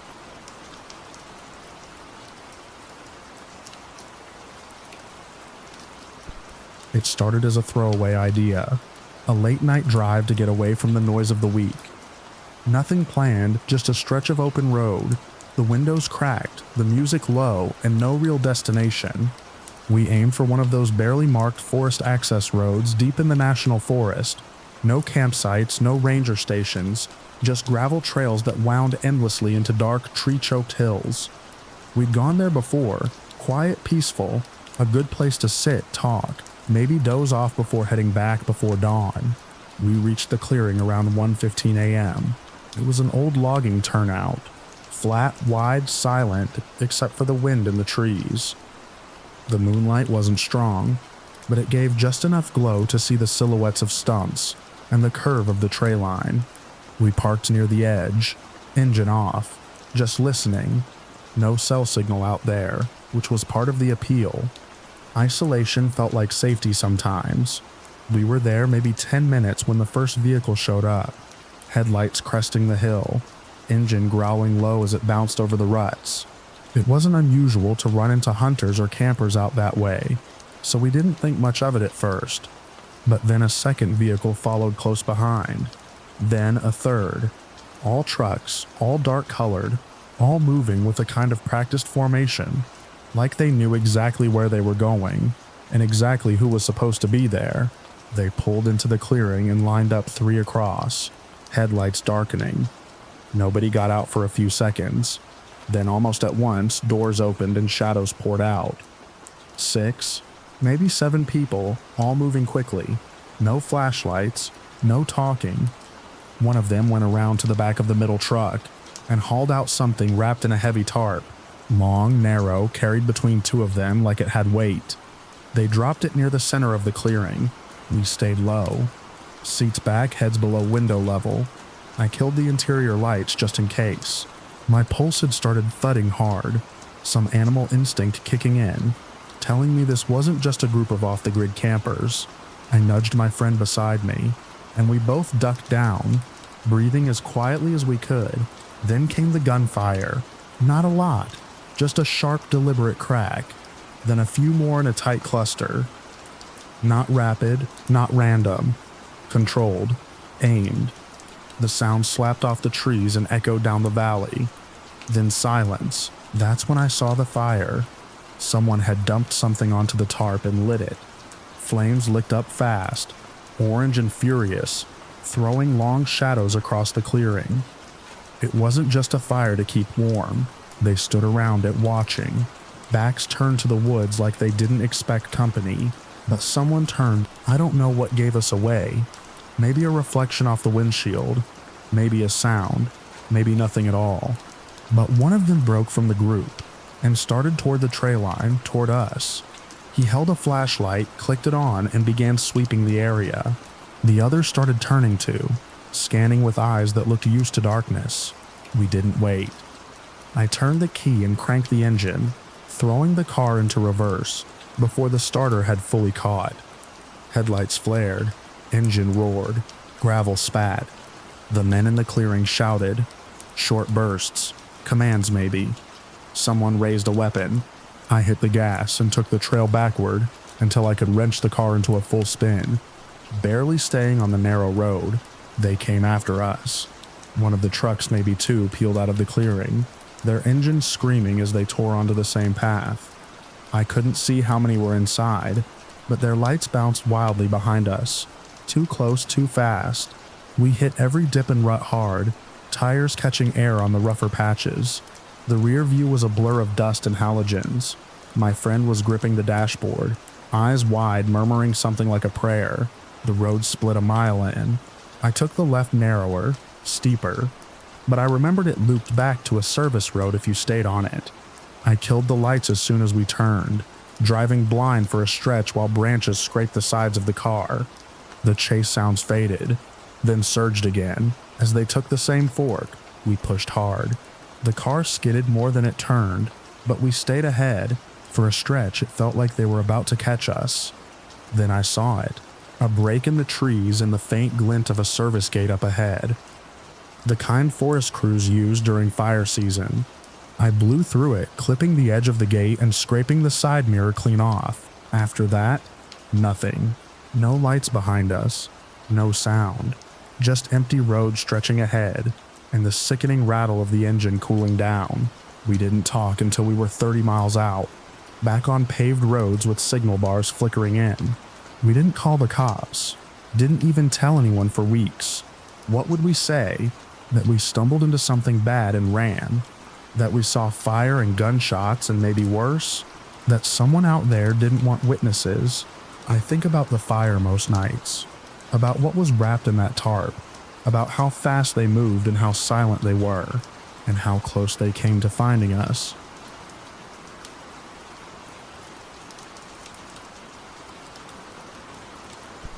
It had taken us nearly 2 hours to reach the place. The dirt road leading in was more a suggestion than a path, and the rain had already started before we unpacked. My friend Nate called it a cabin, but it was more of an abandoned forest outpost. 2 floors of uninsulated wood, creaky windows, and the kind of silence that lets you hear your own blood. I was the last to enter, my boots dragging muddy water across the cracked tile as I pulled the door shut. The others, 4 of them, were already claiming bunks or cracking beers, laughing like this was some movie weekend escape. I stayed near the entryway, double-checking the latches. The door didn't have a bolt, just a warped deadlock I had to lift into place with both hands. I didn't like that. By nightfall, the storm had broken open above us. Thunder cracked like splitting bone, and the sky lit up in bursts. That was the only light we had besides our lanterns. There was no power out there, just the boom of the storm and the orange glow of oil lamps. At some point after midnight, while we were playing cards near the wood stove, I noticed something, a shape outside one of the narrow windows, gone by the time I looked straight at it. But the impression stuck. A figure, tall, still. I didn't say anything at first, figured maybe I imagined it, or the flicker of lightning warped the trees. But it happened again, 20 minutes later. This time it was clear. A man, or someone shaped like a man, standing in the clearing by the tray line, just far enough to be vague in the stormlight, but close enough I could see he wasn't moving. I told the group. Nate laughed. One of the others, Maya, got nervous and pulled the curtains. I didn't want to scare anyone, but I wasn't about to pretend I didn't see him. I grabbed the axe from beside the fireplace and told them we needed to lock everything. The front door had that bad deadlock, but we pushed the couch up against it. Windows were harder, no bars, just flimsy panes and warped latches. We made do dragging what we could in front of the ground level openings. It went quiet for about an hour. The rain let up, but the thunder stayed. We tried to go back to normal. Some music from a Bluetooth speaker, someone cooking canned soup on the propane burner. I couldn't stop looking at the window, waiting for another flash. That's when we saw him again, low to the ground, right up against the side window, crouching like he'd been there a while, not standing tall now, but hunched down, face turned just slightly toward the glass. His shape blinked into view in a flash of lightning, and gone again in darkness. We all saw it this time. Everyone froze. Maya dropped her mug. The sound of it cracking made us all jump. I grabbed my flashlight, pushed past the others, and aimed the beam through the window. Nothing. Then, to the left movement. The beam caught a glint of wet fabric as the figure bolted upright and vanished into the trees. Not a run, not a stumble, just a quick sudden retreat. Too smooth for someone on muddy ground. Nate yelled after him. Some threat mixed with panic, but it was useless. The woods were too thick. Our lights barely touched the edge. We called the sheriff's office. Signal was weak, but we got through. They said they'd send someone out, told us to stay inside. That was easy, we weren't going anywhere. Nobody wanted to be near the windows. We all gathered upstairs, huddled in the single room that had a door we could shut and lock from the inside. When the deputies arrived, it was maybe an hour later, 2 of them. Flashing lights briefly painted the trees outside, and we finally exhaled. They checked the perimeter, asked us questions, took down what we saw. They didn't find tracks, said the ground was too wet and trampled after the storm. No signs of forced entry. No boot prints. Nothing.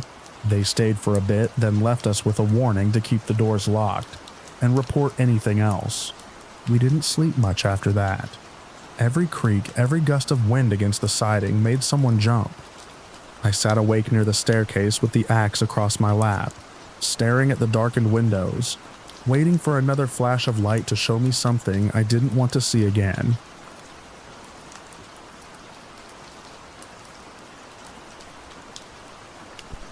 It was our second night at Hollow Lake Camp, and the air already felt different, cooler than it should have been in July, damp in a way that clung to the skin. I was in cabin 3 with 5 other kids, 3 of whom I knew from school, the rest just names attached to faces that would blend into one another over the weeks. Our counselor, Jenna, was a college student who wore braided wristbands and had a loud laugh that didn't quite reach her eyes after dark. That night, the wind came in off the lake harder than usual. You could hear it push through the pines like a sigh through teeth. We'd just finished our flashlight storytelling round, mostly dumb ghost tales and made-up curses, when Mason, the kid with the brightest headlamp and the most jump scares, froze mid-sentence. He was by the window, crouched like a gargoyle mid-pose to scare the bunk next to him. But his face slackened and he dropped his light. We all looked. There, hanging in front of the glass pane that faced the slope behind our cabin, was hair. Long, dark, and swaying slightly like it was caught on a slow-moving breeze. Not a wig, not moss or some prank tape. It moved like it was part of something. Someone.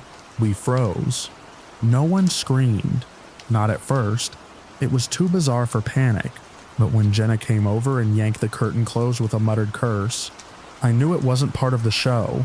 She did a quick head count twice, then locked the door and pushed a bunk in front of it. Her face had lost that campfire cheer. We were all accounted for, every single one of us, and we knew, because about 10 minutes later a whistle blew from the main hall. The signal, everyone to cabin lockdown. Later, the staff told us it was a precaution, a false alarm, an animal or some hanging fabric blowing loose. But none of the adults explained how an animal could hover 5 feet off the ground in front of a sealed cabin window. That night was the first time. The next time was 3 nights later, when the same silhouette of hair appeared, this time behind cabin 1. A different group of kids. Same report, long strands of hair swaying in place like it was floating just beyond the glass. Only this time there were fingerprints, faint and oily, left on the outside of the pane. Another lockdown. Another all clear with no missing persons. The head of the camp, Mr. Holloway, walked cabin to cabin the next morning, with a practiced smile and apologies about weather balloons and misidentified raccoons. But none of us had seen raccoons with long black hair brushing down past their shoulders. From then on, nights came with a kind of crawling awareness. Evenings at the mess hall grew quieter. People stopped playing by the woods. Counselors gathered in tighter clumps. No one said it out loud, but we all began noticing which cabin was next in the rotation. Cabin 5 saw it next. Ava, a girl 2 years older than me, swore she heard it whisper her name, just once, like it was testing the sound of it. No one believed her, but I did, because by then, I'd started hearing my name too. It came one night when I was the last to the bathroom and the flashlight started to flicker. I was on the gravel trail between the main hall and our cabin when I heard it. Soft, like someone saying my name through water. I didn't turn around. I didn't run either. I walked straight back, focusing on the crunch of my shoes, ignoring the way every pine needle seemed to bristle. That night, I didn't sleep, and I wasn't the only one. The next morning, a list went up asking who wanted early pickup. Half a dozen kids left before lunch. No one talked about why. Jenna changed after the fourth sighting. She stopped making jokes and started sleeping in a chair by the door. She told us not to look out the windows at night, even if we heard tapping, especially if we heard tapping. When one of the boys asked if the staff had caught anyone, Jenna hesitated too long before answering. "They checked the whole grounds," she said. "There's nobody here but us," which didn't make sense. Not really. The entire camp had been closed to the public. Security patrolled after sunset, and yet the thing kept showing up. It skipped a few nights after that, gave everyone hope, like maybe it had moved on.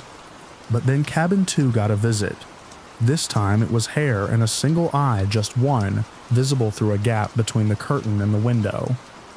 The kid who saw it, Darius, stopped speaking. He left the next morning with his parents and never came back. Mr. Holloway said it was nerves, that some kids just aren't suited to nature.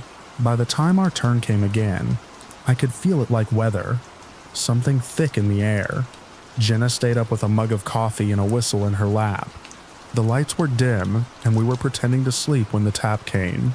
Soft, barely audible, but it was there. She didn't get up, just leaned forward, eyes on the door. I couldn't help myself. I looked. This time it was clearer. A pale shape behind the glass, not full-bodied but dense enough to block part of the moonlight. The hair framed it like a curtain, shifting only slightly with the wind. It didn't move. It didn't try the door. It just watched. I blinked, and it was gone. No alarms that night. No footprints found the next morning. But the sightings didn't stop. It made its rounds. Never the same cabin twice in a row, never appearing more than once a night.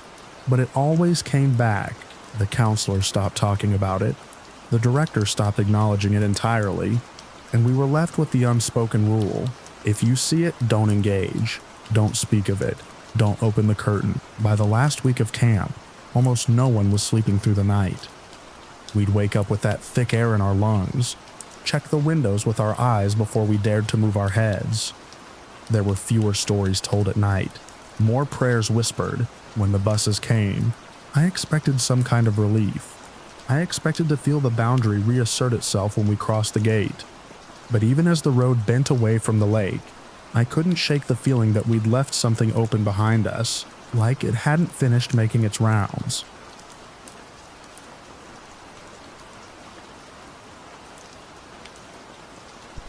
I'd been driving long hauls for almost 15 years, mostly night runs, less traffic, cooler air, easier thinking.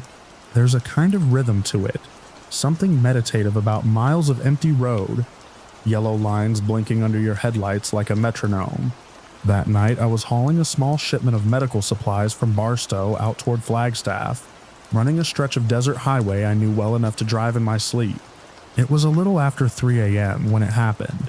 The road was dead quiet. No headlights behind me, no taillights ahead, just black desert, and that fine layer of moonlit dust that always hangs low over the asphalt out there.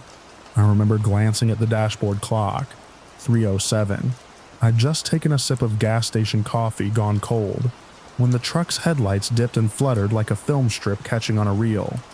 For half a second everything dimmed, the dash lights blinked out, the radio fizzed with static, and the whole rig shuddered like it had hit a gust of wind. But there wasn't any wind. The desert was still, silent. That's when I saw it. It came from the left, stepping out of the scrub brush and into the beams of my weakening headlights like it wasn't in any hurry. Tall, taller than any man should be, thin as a fence post, with skin so pale it reflected the low beams like bone. It didn't run. It didn't look at me. It just took 2 strides across that 2-lane highway, never turning its head, never breaking pace. Its limbs were long, too long, and its gait had a strange floating rhythm, like gravity didn't hold it the way it holds the rest of us. The moment it passed in front of the truck, everything inside the cab died. Headlights out, engine silent, radio cut. Just the rattle of tires rolling over the road as momentum carried me forward, slowing, and then it was gone. I didn't see it reach the other side. It just vanished between one blink and the next. I coasted to a stop on the shoulder, heart kicking against my ribs, palms slick on the wheel. For a few long seconds there was only the tick of cooling metal and my own breath, sharp and ragged. Then the lights came back. The engine coughed once and purred to life. Dash flickered on like nothing had happened, but something was wrong. I checked the time again. The clock now read 3:42 a.m. That couldn't be right. I'd barely gone a mile past the last signpost I remembered. The radio traffic bulletin that had been crackling on earlier. Routine stuff about a closed lane up near Kingman. Picked up again. Mid-sentence, exactly where it had cut out. It was like someone had hit pause and then resumed 35 minutes later. I stared at the road ahead. Same desert. Same quiet. But the air felt different. Heavier. The shadows deeper than they should be under a half moon. I got out needing to breathe something that wasn't recycled cab air. The desert smelled wrong. No creosote, no dust, no sage. Just stillness and something faint like ozone or scorched copper. The kind of scent you catch after a lightning strike. But the sky had been clear all night. I walked around the truck. Tires still warm. No sign of a blowout or malfunction. Everything looked normal. But I didn't feel normal. I felt hollowed out, like something had scooped out part of me and left the rest running on autopilot. I climbed back in and started driving again. The stretch between mile markers blurred. My GPS wouldn't load. Cell signal gone. Not dead, just blank. Like the towers didn't exist anymore. It came back around mile marker 124. All at once, phone pinged. GPS chirped. Dashboard clock now read 4:09 a.m. I pulled into a rest stop an hour later. Still rattled. Got out, walked laps around the truck in the pre-dawn gray, trying to shake the sense that something had walked through me. Or maybe I'd walked through something.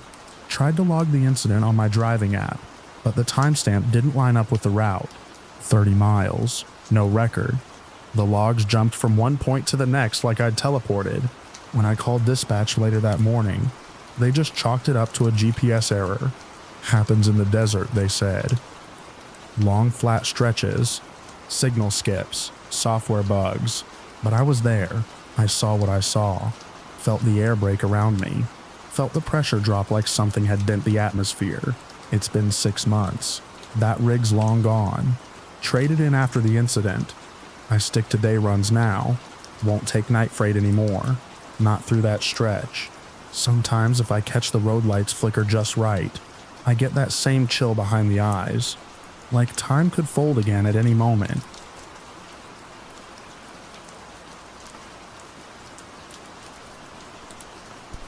We got to the site later than expected, headlights slicing through pine trunks and hanging moss as we picked our way down a gravel road barely wide enough for one vehicle.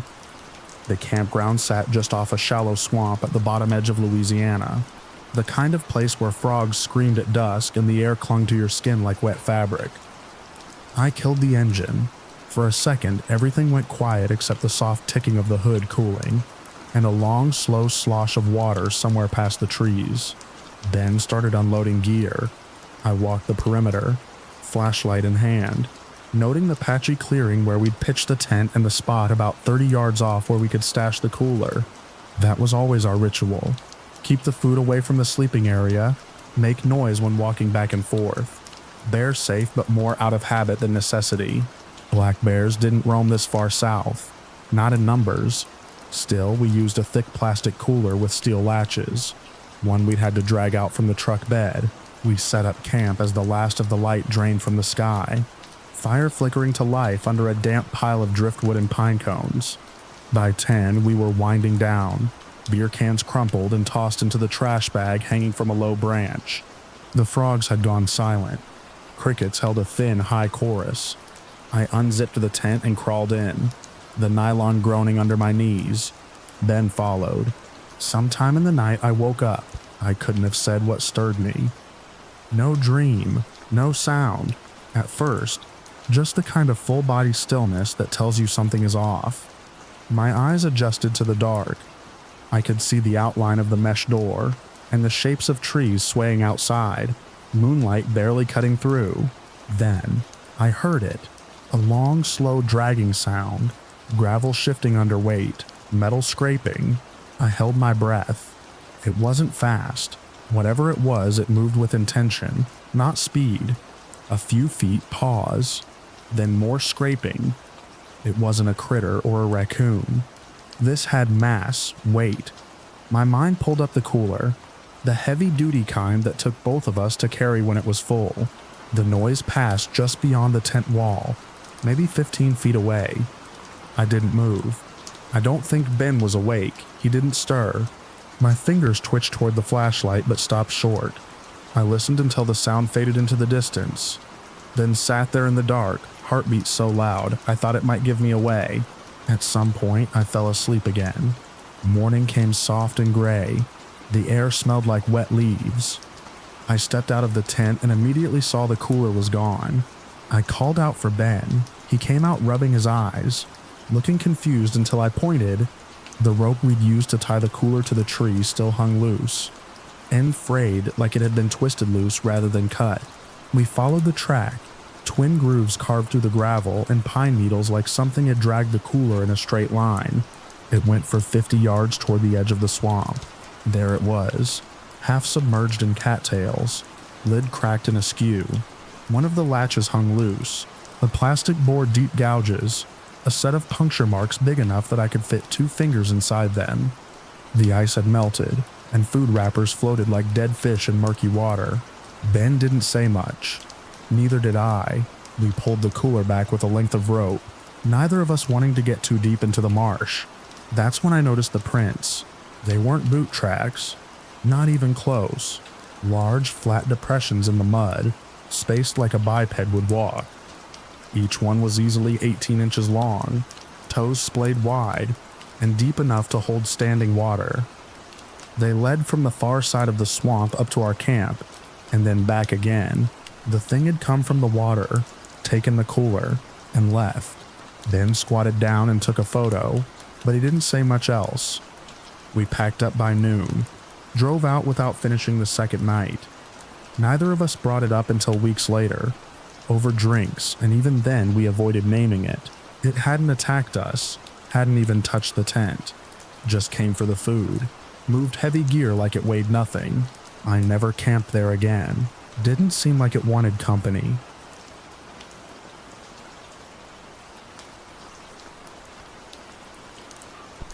It started with a sound so out of place I thought I'd imagined it. A single heavy thud against the siding near the back of the house. It wasn't the sort of creak or groan you learn to ignore after living in an old home long enough. This was deliberate, like someone had hurled a bowling ball against the wall just below the bedroom window. I was already half awake. The wind had been tapping the branches against the gutters off and on all night, and I'd been in that hazy space where sleep feels optional. When the impact came, I sat up so fast the bed creaked louder than it ever had. I listened. Nothing. But I knew what I'd heard. I slid out from under the covers, grabbed the flashlight I kept by the nightstand, and stepped over the dog. He didn't stir. That alone tightened something in my gut. He was a sharp one, usually, but tonight he was out cold, breathing slow and heavy like he'd been sedated. I crept down the hallway, past the wood stove's dying embers, to the back door. No lights on yet. I just watched through the pane of glass, waiting for something to move. There's a tree line about 30 yards out behind the house, thick with fir and alder, and I scanned it without really knowing what I was looking for. Nothing stood out at first. Then I saw it. A shape, tall, broader than a man should be, upright, and still. My hand tightened on the flashlight, but I didn't turn it on. I was afraid that whatever I was looking at might see me back. The thing was standing just shy of the woods, not behind a tree, not crouched, just there, like it had been caught halfway between a step and had decided not to finish it.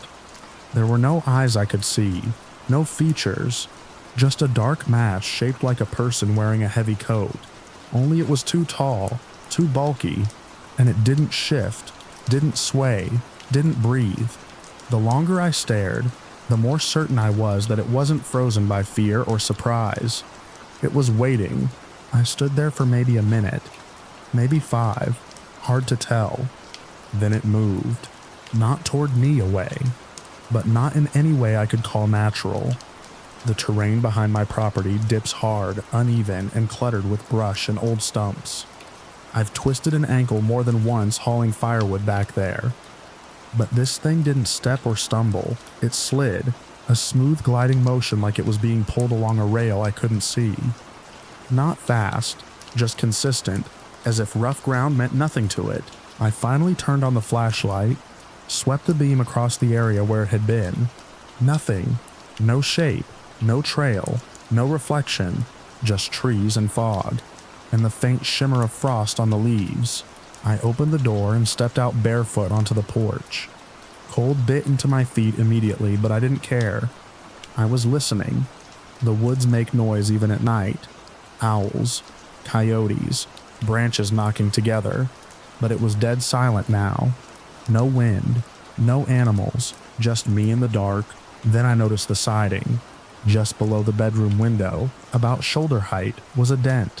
Fresh, clean. The paint was scuffed, and a few small shards of whatever hit it had splintered off into the dirt below. I picked one up. Wood, maybe, but dark. Too dark for pine or fir. Heavy in my hand like it had been soaked through. I stood there for a while, flashlight beam crawling across the trees. Not really expecting to see it again, but half hoping I wouldn't. Eventually, I went back inside, locked every door twice, and sat in the living room until dawn started creeping in. The dog didn't wake until nearly 8. He stretched like he'd slept through a storm, wagged his tail once, then walked to the back door and growled low in his throat. Just once. I never saw that shape again. Not exactly, but some nights I still hear it. That same deep thud against the siding. Not every night, not often enough to predict, but when it comes, I know what I'll see if I look. A shape at the edge of the woods, still in watching, and if I wait long enough, it'll glide away into the dark like it was never there at all.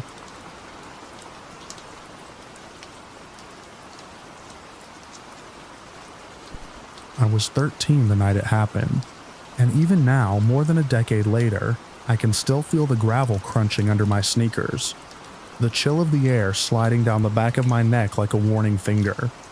My grandparents lived off a narrow dirt road outside Hamburg, Arkansas. Just a splatter of trailer homes, deer blinds, and rusted-out trucks nestled in the woods.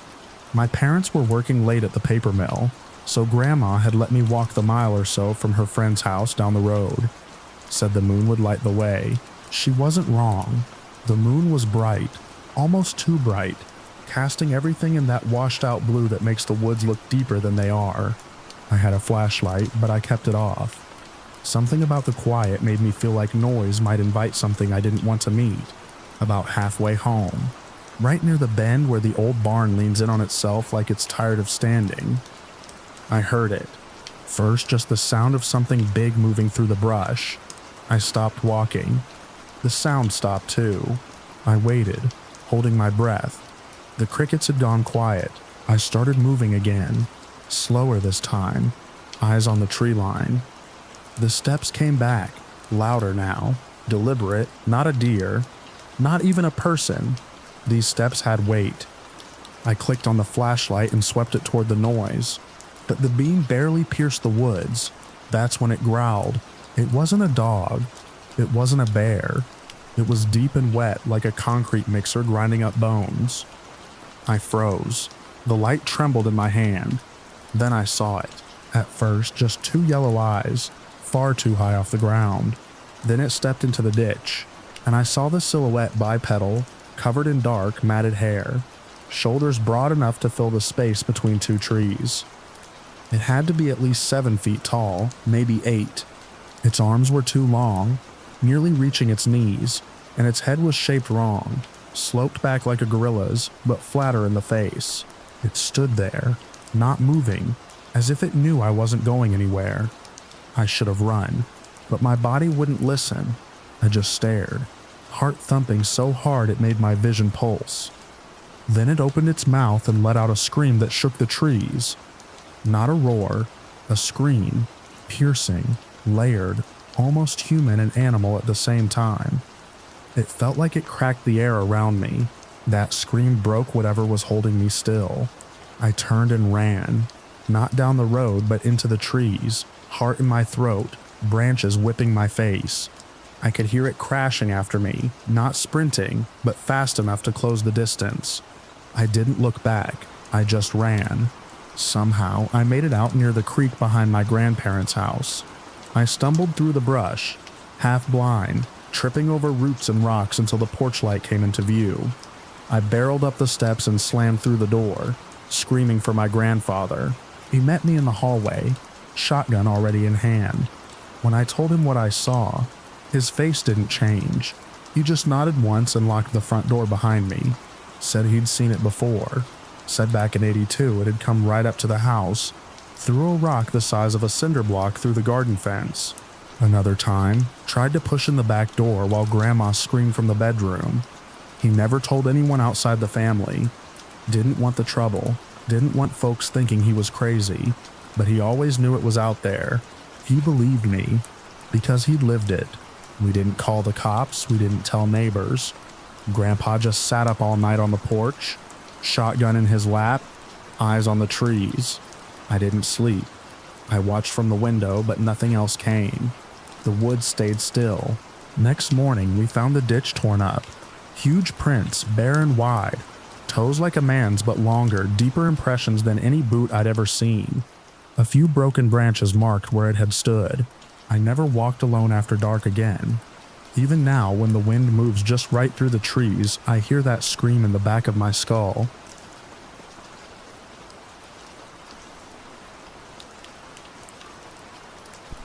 It started with the smell, not something dead, not quite, more like the heavy iron stink of a butcher's back room, mixed with the earthy musk of wet leaves.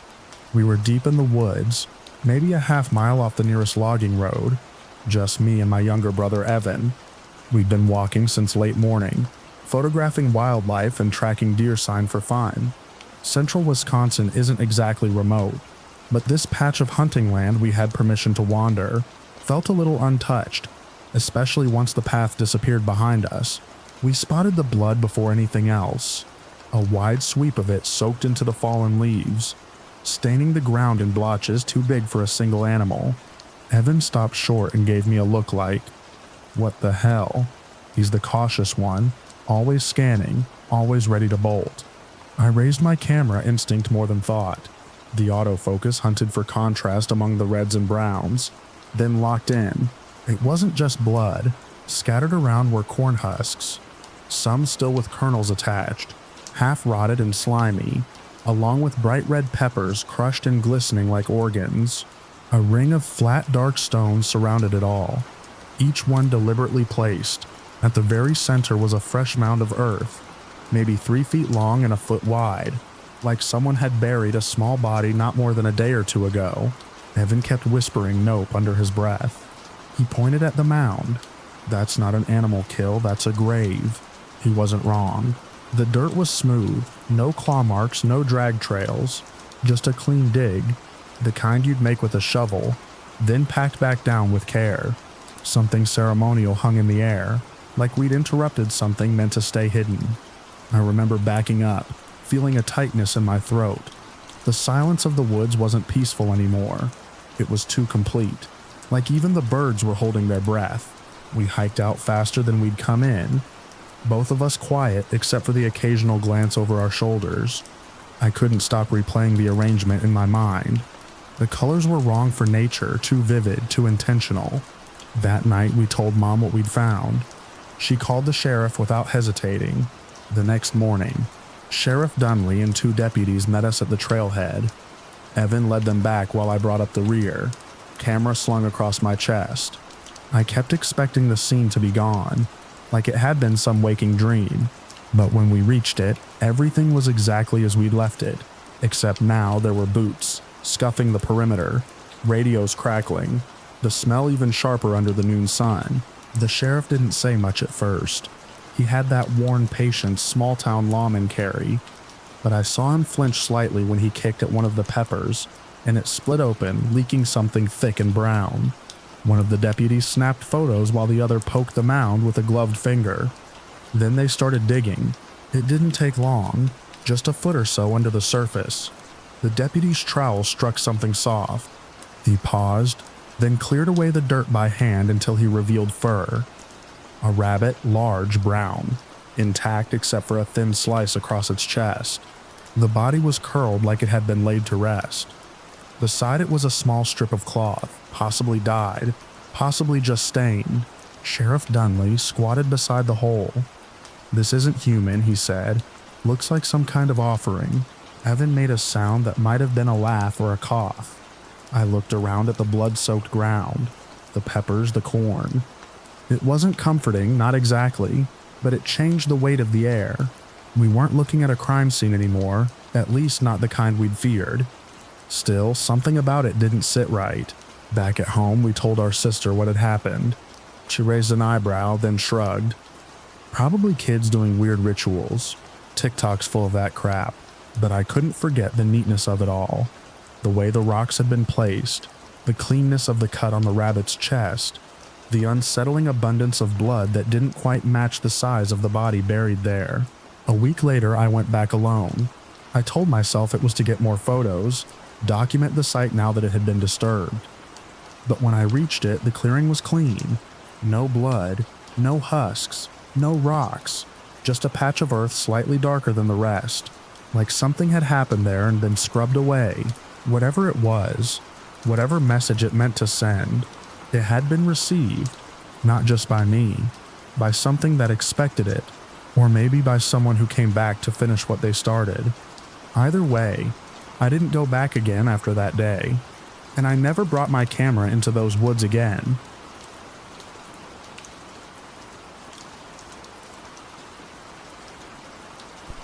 It started as just another long walk with Andy, the kind of thing we'd done every summer since we were 12.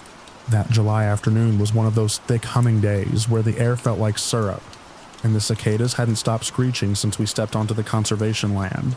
We weren't following a trail. The point was to get lost within reason, and maybe stumble across a stream or a crumbling stone wall from the 1800s. That's the kind of thing we looked for, not what we found. We first noticed it because of how the sunlight hit the ground ahead. Too bright, too still, about 20 yards off the deer path. The forest just changed. At first I thought it was a clearing, but as we walked closer we realized it wasn't open space. It was a circle, a perfect circle, about 20 feet across. Everything inside was dead. Not just brown, not dying, dead. No grass, no undergrowth. Even the moss that usually clung to the rocks had peeled away or shriveled into a gray crust.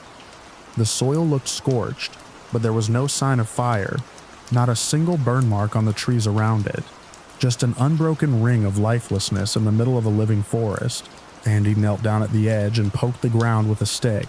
It snapped in half. The wood didn't look rotten, just brittle, like it had been dried in an oven. I walked around the edge and noticed something that made me stop. The trees that had branches stretching into the circle were bare. Not a single leaf passed the boundary, even though the rest of the tree outside it was full and green. Then we noticed the quiet. It wasn't a slow fade. It was like stepping off a curb into another world. 1 second I could hear the buzz of insects, the calls of birds. The next, nothing. Total silence. Like sound itself had been sucked out of the air. Andy stood up fast and looked at me. His eyes were wide. I didn't say anything. I didn't want to break the silence, as if speaking would draw attention. It wasn't just quiet. It was oppressive, like pressure building in your ears before a storm. Except it never released. We looked at each other and took a step in. The silence deepened. My ears strained for something, anything. I clapped once. The sound was thin, muted, like it got swallowed up before it could bounce back. Andy muttered something, but I couldn't make it out. I could see his mouth move, but it was like watching someone through glass. No resonance, no echo, just the raw shape of the words. Then the feeling hit. I can't explain it exactly. It was like being watched, but not from a direction, not from behind a tree or above us. It was everywhere, all around, inside even, like the space itself had eyes. Not curiosity, hostility. There was no movement, no wind, but the sensation was unmistakable. Not that we were unwelcome, that we shouldn't be alive in that space at all. Andy took another step. I stayed still. He was almost to the center when he stopped, bent down and picked something up. I squinted. It looked like a bird, or had been. All bone and feather, but not rotting. Mummified, dried out, perfectly preserved. He didn't bring it back, just dropped it like it burned. Then he said too loudly, "We need to go." We didn't run. Not at first. We backed out, slow, like leaving would undo whatever we'd stepped into. As soon as we crossed the invisible line, the forest sounds came roaring back. It was dizzying, like waking up after anesthesia. My legs gave out for a second, and he grabbed my arm and pulled me along. We hiked back faster than we ever had. Neither of us spoke until we reached the car. Even then, we didn't talk about what we'd seen. Not that day, not the next. It wasn't until a week later that Andy admitted he hadn't slept since, that every time he closed his eyes, he felt that gaze again. And I had to admit, I felt it too, like something hadn't let us go. Like stepping into that circle had marked us. We tried to find it again, months later with printed maps and GPS. Couldn't. The woods looked normal. Every tree, every turn, as if the land had shifted behind us to hide it. But sometimes, when I walk in silence, I hear that dead hush start to creep in at the edges, and I stop, and I listen, and I know I'm close again. Too close.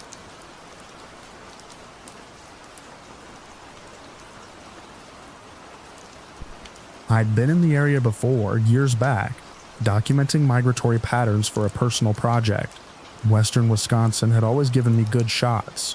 White-tailed deer moving through misty clearings, sandhill cranes at dawn, even the occasional bobcat if I was lucky and patient. This time I was looking to revisit some of my old haunts and see how the landscape had changed. I remembered the defunct campground tucked into the woods off a now eroded forest road. It had been shuttered decades ago, but I'd camped nearby once when I was younger, drawn by the quiet and the thick undisturbed woods around it. The place was exactly as forgotten as I remembered. Wooden signs rotting at the posts, nature clawing back the gravel loops where tents once stood. It was midday when I parked near the overgrown trailhead, sun streaking through the leaf canopy. There was no wind, no bird calls either, which struck me as odd, but not unheard of. The late autumn air was cool and dry, perfect for a long hike with my gear. I slung my camera over one shoulder and started along the trail that once served as a service road, now narrowed to a deer path choked with brush. About a mile in, I noticed a shift, not in the terrain but in me, a rising tension that made no rational sense. The air wasn't any colder, the light hadn't changed, but I became acutely aware of my own presence in the space, like I'd walked into a room where someone had just stopped speaking. It was more than silence, it was a pressure. I pushed on, trying to shake the unease. I've hiked alone for years, and know better than to let nerves dictate my pace. The old road bent left and descended into a shallow gully. I remembered this spot vaguely, a dry creek bed running through it, scattered boulders and mossy stumps, but now it felt tighter, claustrophobic. The trees leaned in overhead, limbs almost brushing, and there, in the far side of the gully, was the cave. I didn't recall a cave from before. Maybe I'd never come this far down. It wasn't dramatic, just a dark gouge in the hillside, maybe 5 feet tall at the mouth. You could easily miss it if you weren't looking directly at it, but once I noticed it, I couldn't look away. Something about the opening, it felt wrong. Not dangerous, not at first, just misplaced, like it didn't belong in this forest. I took a step closer, camera raised halfway. I didn't intend to go inside. I just wanted a better look. But as I moved down into the gully, the feeling of pressure intensified. My heart rate picked up, and every instinct I had honed from years of backcountry solo trips screamed for me to stop. I did. I stood dead still, 20 yards from the cave, and realized I wasn't alone. No sound, no movement, but the sensation of being watched was overwhelming. I scanned the tree line, the shadows under the branches, the boulders scattered near the cave mouth. Nothing moved. Still, I couldn't shake it, that certainty that someone or something stood just behind my line of sight, watching me watch the cave. Then, a sound, not from the cave, from behind me. It wasn't subtle. It was a crash immense, close and violent, a sound like a dead tree falling, but louder, more intentional, brush cracking, weight hitting the forest floor like something massive had dropped onto it. I spun around, camera clutched to my chest, and saw nothing, just trees and undergrowth. No movement, but the sound had come from less than 30 feet away. I didn't think. I ran. I didn't stop to shoulder my pack properly. I didn't care what lens might break. I just ran, uphill, scrambling through brambles and ducking under low branches, back toward the old road. My breath was ragged within seconds. I'm in good shape, but fear like that burns through you fast. Even as I ran, I couldn't hear pursuit. No footsteps, no continued crashing, just the pounding of my boots and my heart and the occasional snap of a twig underfoot. That was somehow worse. If it had been a bear or a moose, it would have made noise. This silence behind me, this vacuum, felt calculated. I reached the old parking lot gasping. The trees thinned just enough for sunlight to hit my face fully again, and only then did I allow myself to turn around. Nothing. The woods were still. But that feeling, I was certain it hadn't stopped at the gully. I felt watched until I drove 10 miles east, until I hit cell service again. I never once looked in my rearview mirror. I checked the news later. Nothing unusual reported. No sightings, no collapses, no missing hikers. I even went through old geological surveys, trying to see if the cave had ever been documented. Nothing.